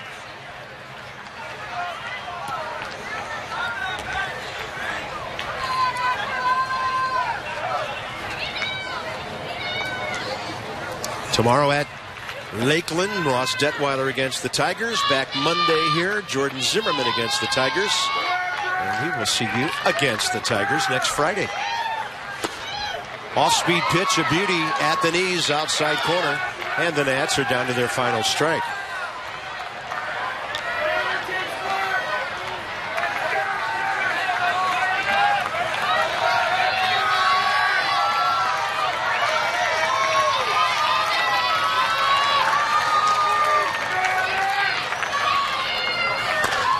And a bouncer to the second baseman, Jake Elmore. That is it. And in 3 hours and 1 minute, the Houston Astros win their 8th game of the spring. The Nats lose their 10th. It's a 4-2 Houston win. Nationals were out hitting 9-6 tonight, and they strand 8 base runners. For FP, I'm Bob Carpenter. Houston wins it. We invite you to join us Friday. It'll be the Tigers at 1 o'clock right here on Masson HD. This has been a presentation to Masson. So long for just a while.